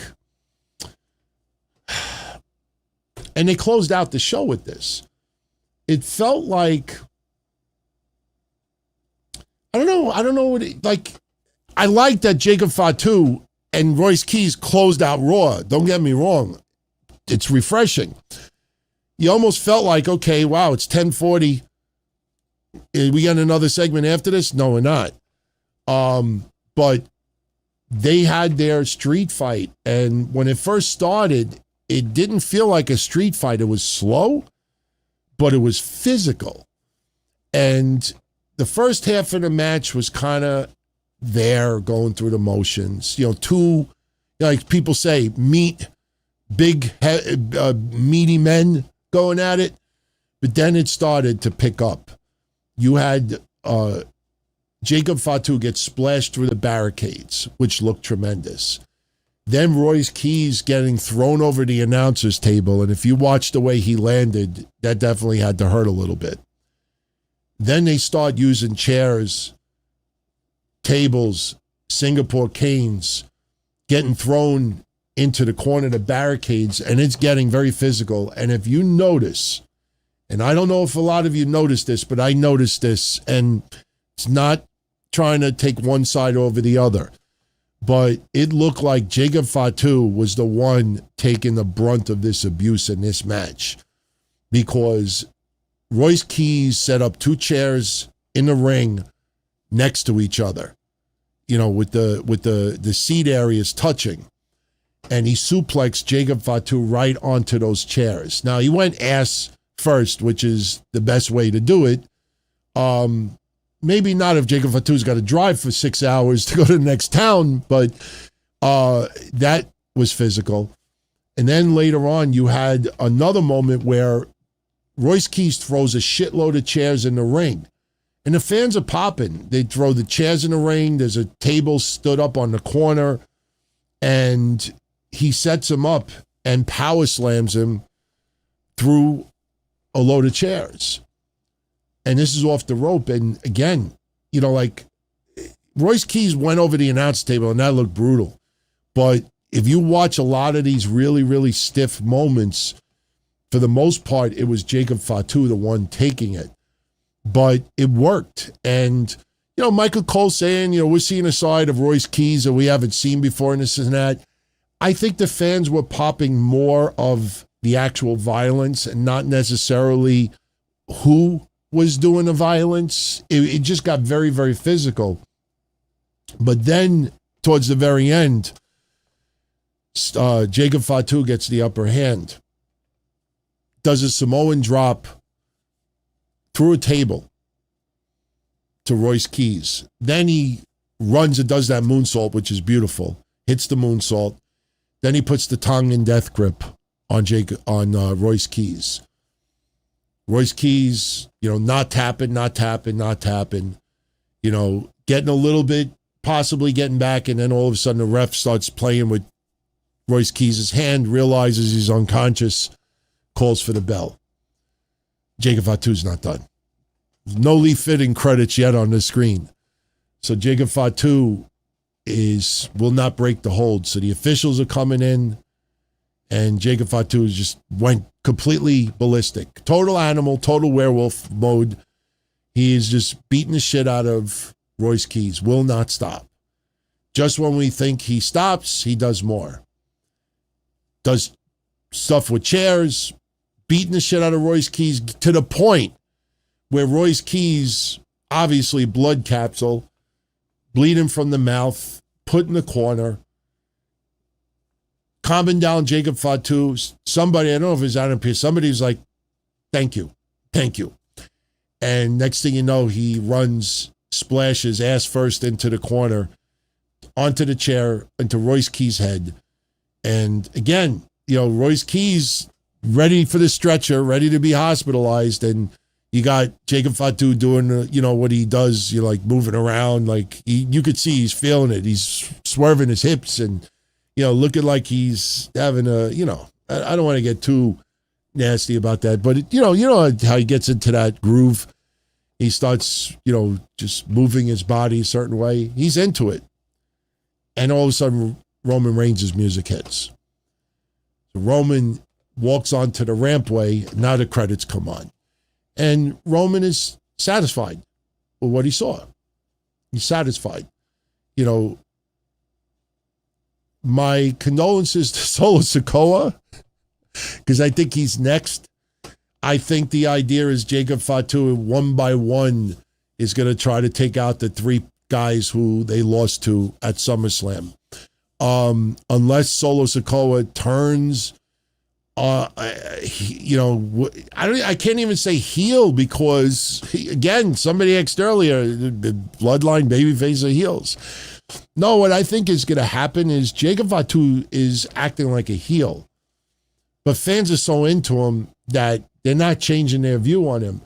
But for statistic purposes, I think Jacob Fatu may be gunning for Solo Sikoa next. And he beats him so unconsciously that the fans will kind of have a little sympathy for Solo Sikoa and he gets over a little bit more as a babyface. That could be where they're going. I could be wrong on this. But this is leading to LA Knight, obviously. So why would you take out Royce Keys, SmackDown guy? Why is he on Raw? Why was he there tonight? So you put him on Raw. Okay, so we'll probably see Jacob Fatu on SmackDown now. I have a feeling Jacob Fatu is going to annihilate Solo Sikoa, and LA Knight maybe have to come to the aid. Maybe LA Knight has got to make the save, which is interesting. See, that's why, for storyline consistency, that's why they did the segment with LA Knight earlier. If you remember, LA Knight left the building. Remember when he trolled the bloodline in the back? He left the building. Otherwise, storyline-wise, LA Knight should have made the save for Royce Keys tonight. So that's why they did this segment in the back earlier to answer the question, how come LA Knight didn't come out to make the save? Solo Sikoa obviously wasn't there, but LA Knight left. And that was done by design as to why he didn't make a save. Now, why would LA Knight make a save on SmackDown? LA Knight's not a SmackDown guy. So Solo Sikoa probably is going to get destroyed. No LA Knight there. And that's going to leave LA Knight. And I think Jacob Fatu is going to beg Roman Reigns, please let me have it, Adam. And I think Roman Reigns will nod. And maybe it doesn't happen in a match, but maybe just Jacob Fatu just beats the balls out of LA Knight. And then that maybe leads to a premium live event match and LA Knight wins. Maybe the stipulation is if LA Knight beats Jacob Fatu, Roman Reigns, he gets a title shot against Roman Reigns. If he loses to Jacob Fatu, he never gets a shot ever again against Roman Reigns, as long as he's champion, because WWE likes to do those weird stipulations. It's okay. It was okay Raw. It was refreshing. It wasn't a complete transformation, but it definitely felt a little bit different tonight. It felt like Triple H said all the wrong things in response to recent questions, but what you said publicly and what you did privately are two different things. I think WWE realizes, people have pointed out CM Punk drew better ratings on Netflix, up until he left to WrestleMania, because he left for a few months, but up to WrestleMania, and even before Roman Reigns made that return. It's very hard to analyze Netflix numbers when you have Brock, Roman, and CM Punk on the same shows. But if you look at CM Punk when he was on top before Roman started to get back in the picture, those ratings were a little bit better. I don't attribute it to any one person, but, you can't help but say, hey, CM Punk draws pretty decent. And I'm not saying Roman Reigns is not a draw. I'm not saying that at all. But what I'm saying is that I think they realize, okay, we got to start changing this up a little bit. Can't depend on Brock for the foreseeable future. Maybe not until next year. Brock could go in the WWE Hall of Fame next year for all we know, because he's going to be in Saudi Arabia. I think if Brock's going to go in the Hall of Fame, I think probably for the Crown Prince, fuck yeah. So, can't depend on Brock anymore. Seth, you kind of feel like, where does this leave Seth? You know, I think probably the biggest question coming out of SummerSlam is, where do you go with Seth? Not going to feud for the World Championship anymore. The Vision stuff has kind of gone through the motions already. Like, you almost feel like, is Seth going to be taking time off? Like, what do you do? I mean, I would really love for someone out there, like, I got to think about that one. What do you do with Seth Rollins right now? It's not as easy as it sounds. Like, what do you do? I think that is probably one of the biggest problems WWE has right now. What do you do? You can't even put him on SmackDown. Rekindle CM Punk? No. Rekindle Cody Rhodes? No. Like, what do you do? Sami Zayn? Like, you could go down the list. Like, Seth Rollins, it's really, really interesting. It's really interesting. I don't know if it has any, I don't think it has anything to do with contract. I don't think it has anything to do with contract. It's just suddenly you realize, and I wonder if Seth Rollins and creative thought about this leading into SummerSlam. Is like, holy shit, what do we do with Seth? Like, where do you go from here? I mean, that's, I think, probably the biggest question coming out of this weekend. I would love if anybody has a great idea. I don't know. I truly don't know. All right. As we exit, I want to give a shout out to Craig Road Jr., who just sent in a super shout out. He's a Danhausen fan for 10 years. Do I think WWE truly understands what to do with him? Why doesn't Dom do AAA full time? Well, number one, the revenue that AAA takes in is nowhere near what WWE's revenue is. AAA is the income, the revenue is very, very small. I personally think Dominic Mysterio is a WWE superstar and a AAA superstar, but if I was forced to choose for one or the other, I would choose him for WWE by far. Because Dominic Mysterio is going to be one of those. I don't want to use pillars. I think that term is overly used. But Dominic Mysterio, when you talk about 5 years from now, like the top stars in WWE, Dominic is one of them. It is. So I think he's not going for a world championship right now, as far as the main roster goes, Raw, SmackDown. He's not going to be feuding with any of the big boys like Oba or, he did have the one match, but you know what I mean? I think right now you have to have, a kind of a balance. I think for the foreseeable future, he'll be more AAA. But I think once that simmers down towards the latter part of the year, it doesn't mean Dominic won't be on TV. He's part of Judgment Day. But I think as we get towards Triple Mania, Dom will be more leaning to AAA, and then it'll go back to WWE. But the thing also is you got to worry a little bit about Jada McDonough. Jada McDonough is kind of like the odd man out because you don't have a third guy in the Judgment Day anymore. So what do you do with Jada McDonough? So Jada McDonough doesn't feel like, although I wouldn't mind seeing a Chad Gable, Jada McDonough feud. I don't know if WWE sees money in that, but that's what I think as far as Dom. I mean, guy is so young. There's no reason to put the Jets on him on the main roster right now. Plus, they've done a good job to get him back to heel. You go back to last year's WrestleMania, even SummerSlam, fucking crowd, was just old. Dom, listen, don't make no mistake about it. A lot of fans right now absolutely are fans of Dom. But they will go along with the heel character. And Dom still gets the heel heat, but truth is, the fans all appreciate Dom. Dom has worked his ass off to get to this point. They're not going to implode it.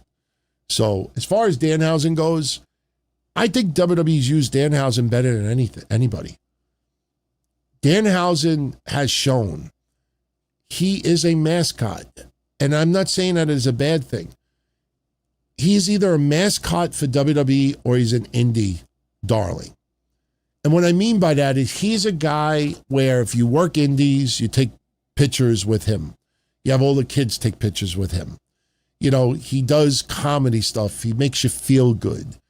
When it comes to WWE, they've realized that they can mass produce merch with this guy.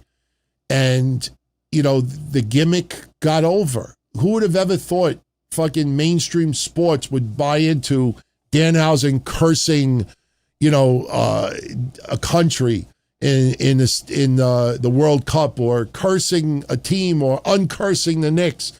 Like, it's all goofy stuff. He isn't really a fucking voodoo guy. Like, he's not truly like, you know what I mean? He's a character in wrestling. So WWE's used him the best I think you can. He's not this over-the-top amazing wrestler. He can work, you know, but fans don't pay to see that. You know, listen, there's going to come a point where fans are going to want to see Danhausen win a championship. It'll be a secondary title, maybe a tag team title with somebody. That'll be the extent of it. But Danhausen is designed to be, like the guy that doesn't get paid that much money. You know, he's not hurting, but you're not paying millions for this guy to do what he does. He gets paid a comfortable salary, but makes a shitload on merch. He does appearances. He does all the on-location stuff. Trust me, later this week, we're going to get into the on-location for Survivor Series. Holy shit. No one's talked about it yet. You wait. Holy shit. He's one of the ones that does them all. So he is that PR guy. That's what he is. I just think WWE needs to pull back on it. I think, okay, you got through SummerSlam. Now you need to pull back, because I think the negative noise online is getting a little bit louder. And I think people are getting angry at the fact that Dominic was the victim of this, because it's goofy. You're cursed, the bag explodes, and all this other stuff. Like, it's okay for a little bit, but after a while, people are like, oh, come on, this is dumb. You don't want to use dumb with Danhausen. A little bit of lighthearted humor, a little lighthearted comedy can't hurt anybody. There's nothing wrong with that. But you got to be a little bit more careful with that. You also said, have we reached a point where wrestlers are not going to like a Danhausen storyline? Well, from what I understand, he's 18-0 in WWE.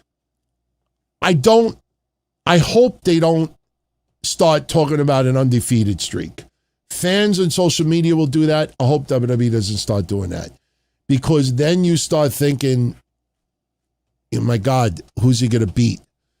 He beat Jada McDonough a bunch of times. You know what I'm saying? Like, I don't think the wrestlers will have a problem with it. Like, we already had something a little bit with The Miz, with Ethan Page. Like, there's definitely people that Danhausen can, work with, but you gotta just be a little bit more muted with Danhausen, because again, Elimination Chamber was only 6 months ago.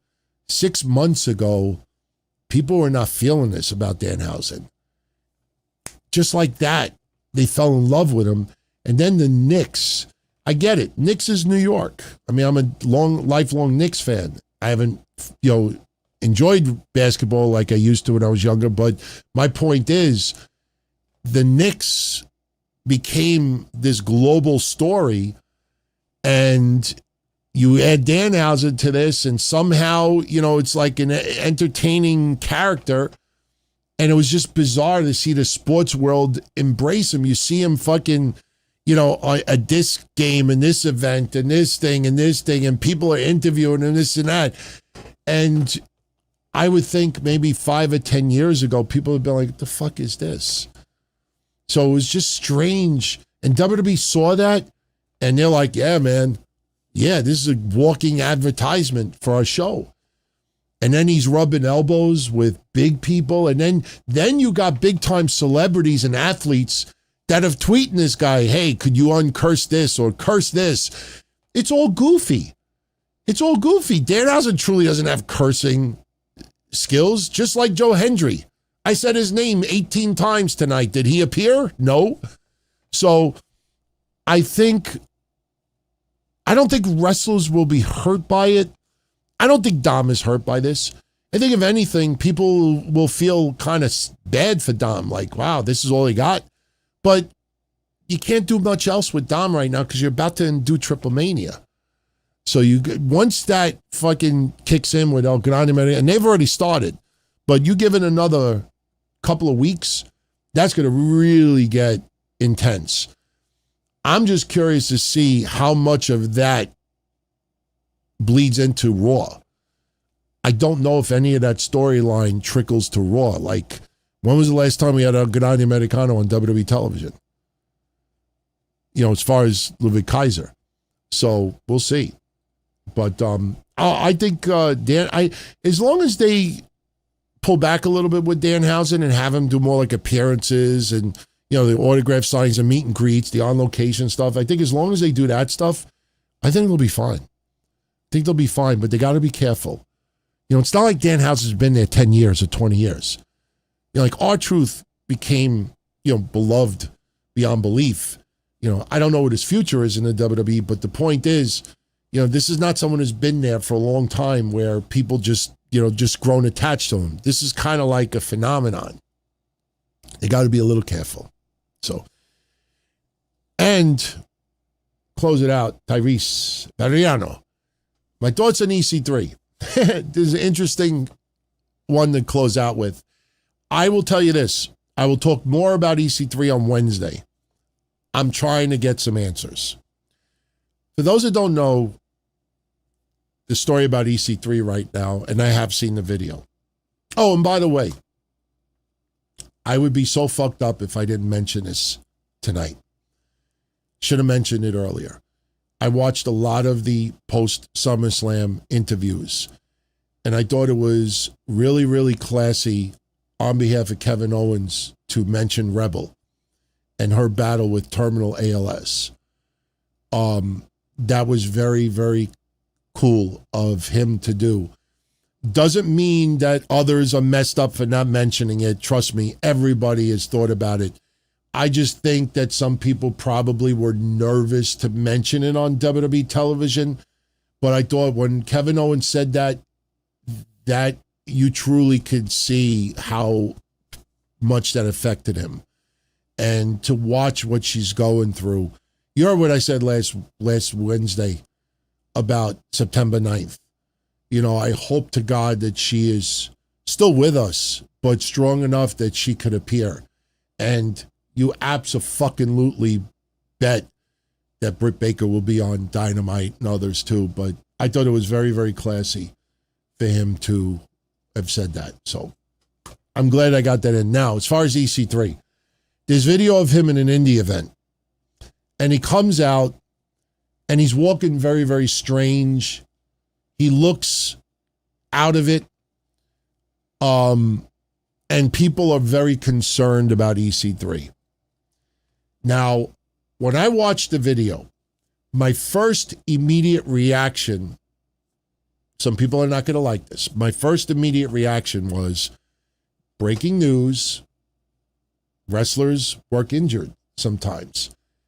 I thought he had a groin injury. I remember Chris Candido, God rest his soul, when I was with him in XPW. I remember when he tore his groin. I remember when I picked him up from the hotel. Now he was on crutches, and 2 hours later and 2 painkillers later, he's running around in the ring. And then he has a match with Shane Douglas and goes ass first through a table. And there's video online of it. And you'll literally see the muscle almost bulging out of his midsection. He was torn hernia. I said hamstring. Hernia, excuse me. So I remember how he walked with the crutches, and even before he wasn't abusing painkillers at that time. I want to make that clear, but he took some pain medication. A couple hours later, he's running around in a ring. But my point is, when I saw the EC3 walk the way he did, my first reaction was breaking news. Wrestlers sometimes wrestle injured. Then I was focusing a little bit on his face, and he looked a little bit lit, no question about it. I don't know if he likes to enjoy a cocktail here and there. I don't know if he's smoked up. I don't know if he uses. But I will tell you, there are a few people that I am friendly with in wrestling. Some of you know some of the names who worked with him in the past, especially when they were going to do that fucking promotion. What the hell was it? Control Your Narrative, I think it was. So there's a few people I already reached out to. I'm like, is EC3 okay? I mean, I haven't been on X since before Raw tonight, so I don't know if anybody's DM me back, but I am looking into it. I wouldn't put it on the level of Just Incredible from years ago, or God rest his soul, Scott Hall, when he looked like a zombie. I don't know what I saw. To me, I thought part of it was he's got an injury. Could be a hernia, could be something. But again, you know what I think? And I'm probably wrong.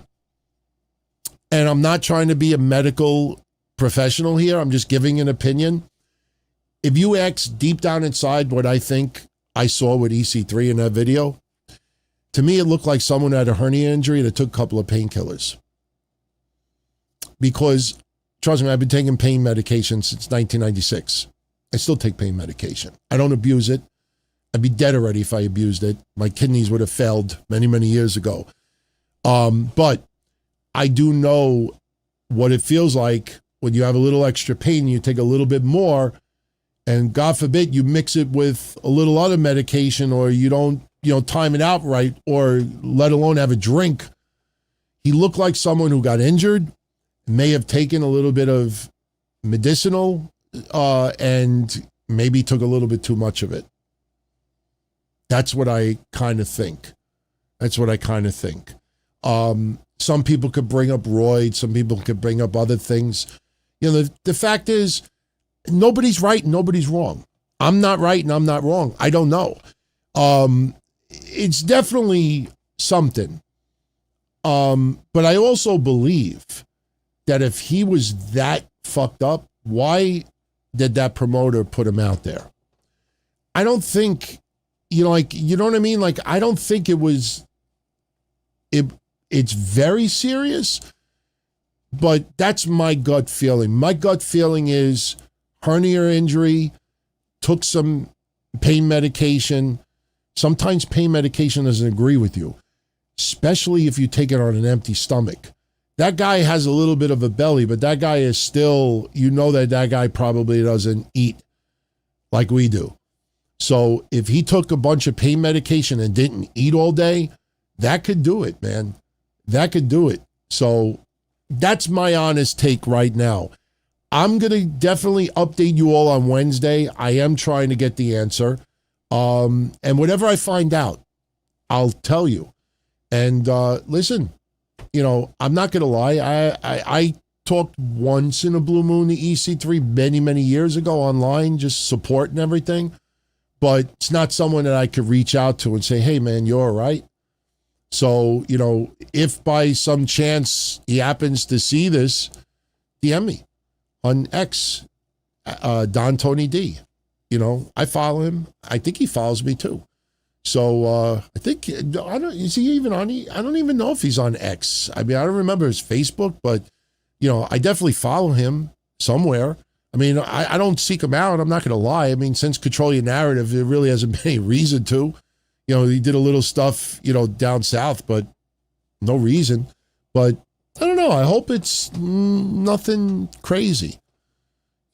I'll say this. If he had a serious problem, something tells me we would have seen other footage. something tells me this would have been a repetitive thing. So I would not be surprised if it's an injury. Maybe you took something, took a little bit too much, or took it on an empty stomach, took it and mixed it with something. Don't know. So I'm going to jet out of here. What time is it? Holy shit, it's 1:30 in the morning. So I thought Raw was good tonight. I actually enjoyed it very much. Not everything was perfect, but when is it ever? So definitely leave your comments. I appreciate it. I was responding to some of you from yesterday morning. I'll respond to more of you tomorrow. Definitely check out Wednesday Night Dynamite this Wednesday. You heard the little teaser of the song for everybody on YouTube tonight. I actually created that song. I kid you not. Somebody gave me a generic beat, and I've been building on it. And I have, I was a DJ when I was young. And, I know about, all the disco beats, and I have, not really the equipment I used to. I used to have drum machines back in the day. But, little by little, I've been adding a little bit more of the instruments and the vibes. And, it's, we had to, if we're going to bring Wednesday Night Dynamite on YouTube, I want that as my intro, because I can't play the other one. I'll get copyrighted. But I love the fact that, everything you're hearing is me working on it. I mean, don't get me wrong. It's a lot of software. It's a lot of stuff online. I'm not sitting here with drums, and I'm not paying fucking women to go, Dynamite. But it's fun. It's my newest little project, and little by little, I'm adding more to it. But it's almost done. Once it's done, then I got to seek out someone who could make me a little video, because I definitely want some, I want some video behind it with a little disco theme to it, with women just going Dynamite, lip syncing to the song. But unfortunately, I don't have any clubs where I live where you have women that look like the 1970s singing, lip syncing my song. But that is my song. That is created by me. And when it gets done, I'm serious. I'm going to seriously, somebody told me, put it on fucking iTunes for $1.99. Once it's finished, it's got a catchy feel to it, but I don't think anybody would buy it. But I'm not doing it to sell songs. I'm doing it to get an intro for Wednesday. But I hope you all enjoy your week. And I am thinking about doing something on a weekend morning, because we did one yesterday at noon. A lot of people liked it. I don't want to replace Sunday nights. Everybody seems to like Sunday nights. But I definitely am trying to squeeze in a morning or a noontime show once a week. Definitely want to increase our content a little bit without, obviously burning out. And we also want everything to be different. See, tonight it was about three things: SummerSlam, Night 2, Raw, and Brie Bella. Yeah, we talked DC3 at the end, but that's pretty much it. So Wednesday, it'll be more news, AEW, TNA, NXT, WWE, ratings, anything that breaks, anything else. So, we want every day to be a different theme. Like when I read you Busted Open schedule last week, and I'm like, wow, they did 14 shows in 1 week, and 3 were Raw recaps. 2 were SmackDown recaps. Like more than a third of your not 1, but 3. That's overkill. I know everybody wants to talk about Raw, but if you're on a network, hey, you do Raw, you do SmackDown, you do NXT. But I want to do Raw. So, no, I don't want to do that. I want everything to be different. Otherwise, we don't do it. So, be well, everybody. Much love. I'll catch you all in the next one.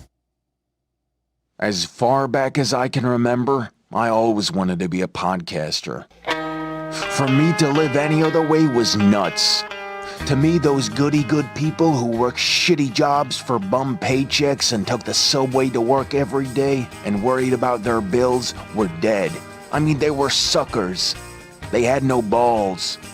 If I wanted something, I just took it. I ran everything. I paid the bills. I paid the host. I even paid the masked maniac. Everybody had their hands out. Everything was for the taking. We always called each other good fellas. You would always hear from somebody. You're gonna like Don Tony. He's alright, he's a good fella. He's one of us. But if you're part of my crew, nobody ever tells you they're gonna get rid of you. It doesn't happen that way. There weren't any arguments or curses like in the movies. See, your haters come with smiles. They come as your friends, the people who've claimed they care the most for your life. And now that's all over. And that's the best part. Today everything is different. There's lots of action. I don't have to wait around for everything like everyone else. Oh, I didn't get the vaccine? Fuck you, vaccine me. Oh, your delivery guy has COVID? Fuck you, feed me. Right after I moved here, I ordered egg noodles and ketchup, and I got spaghetti with meat sauce. I'm no longer an average nobody, while they get to live the rest of their lives like a bunch of schnooks.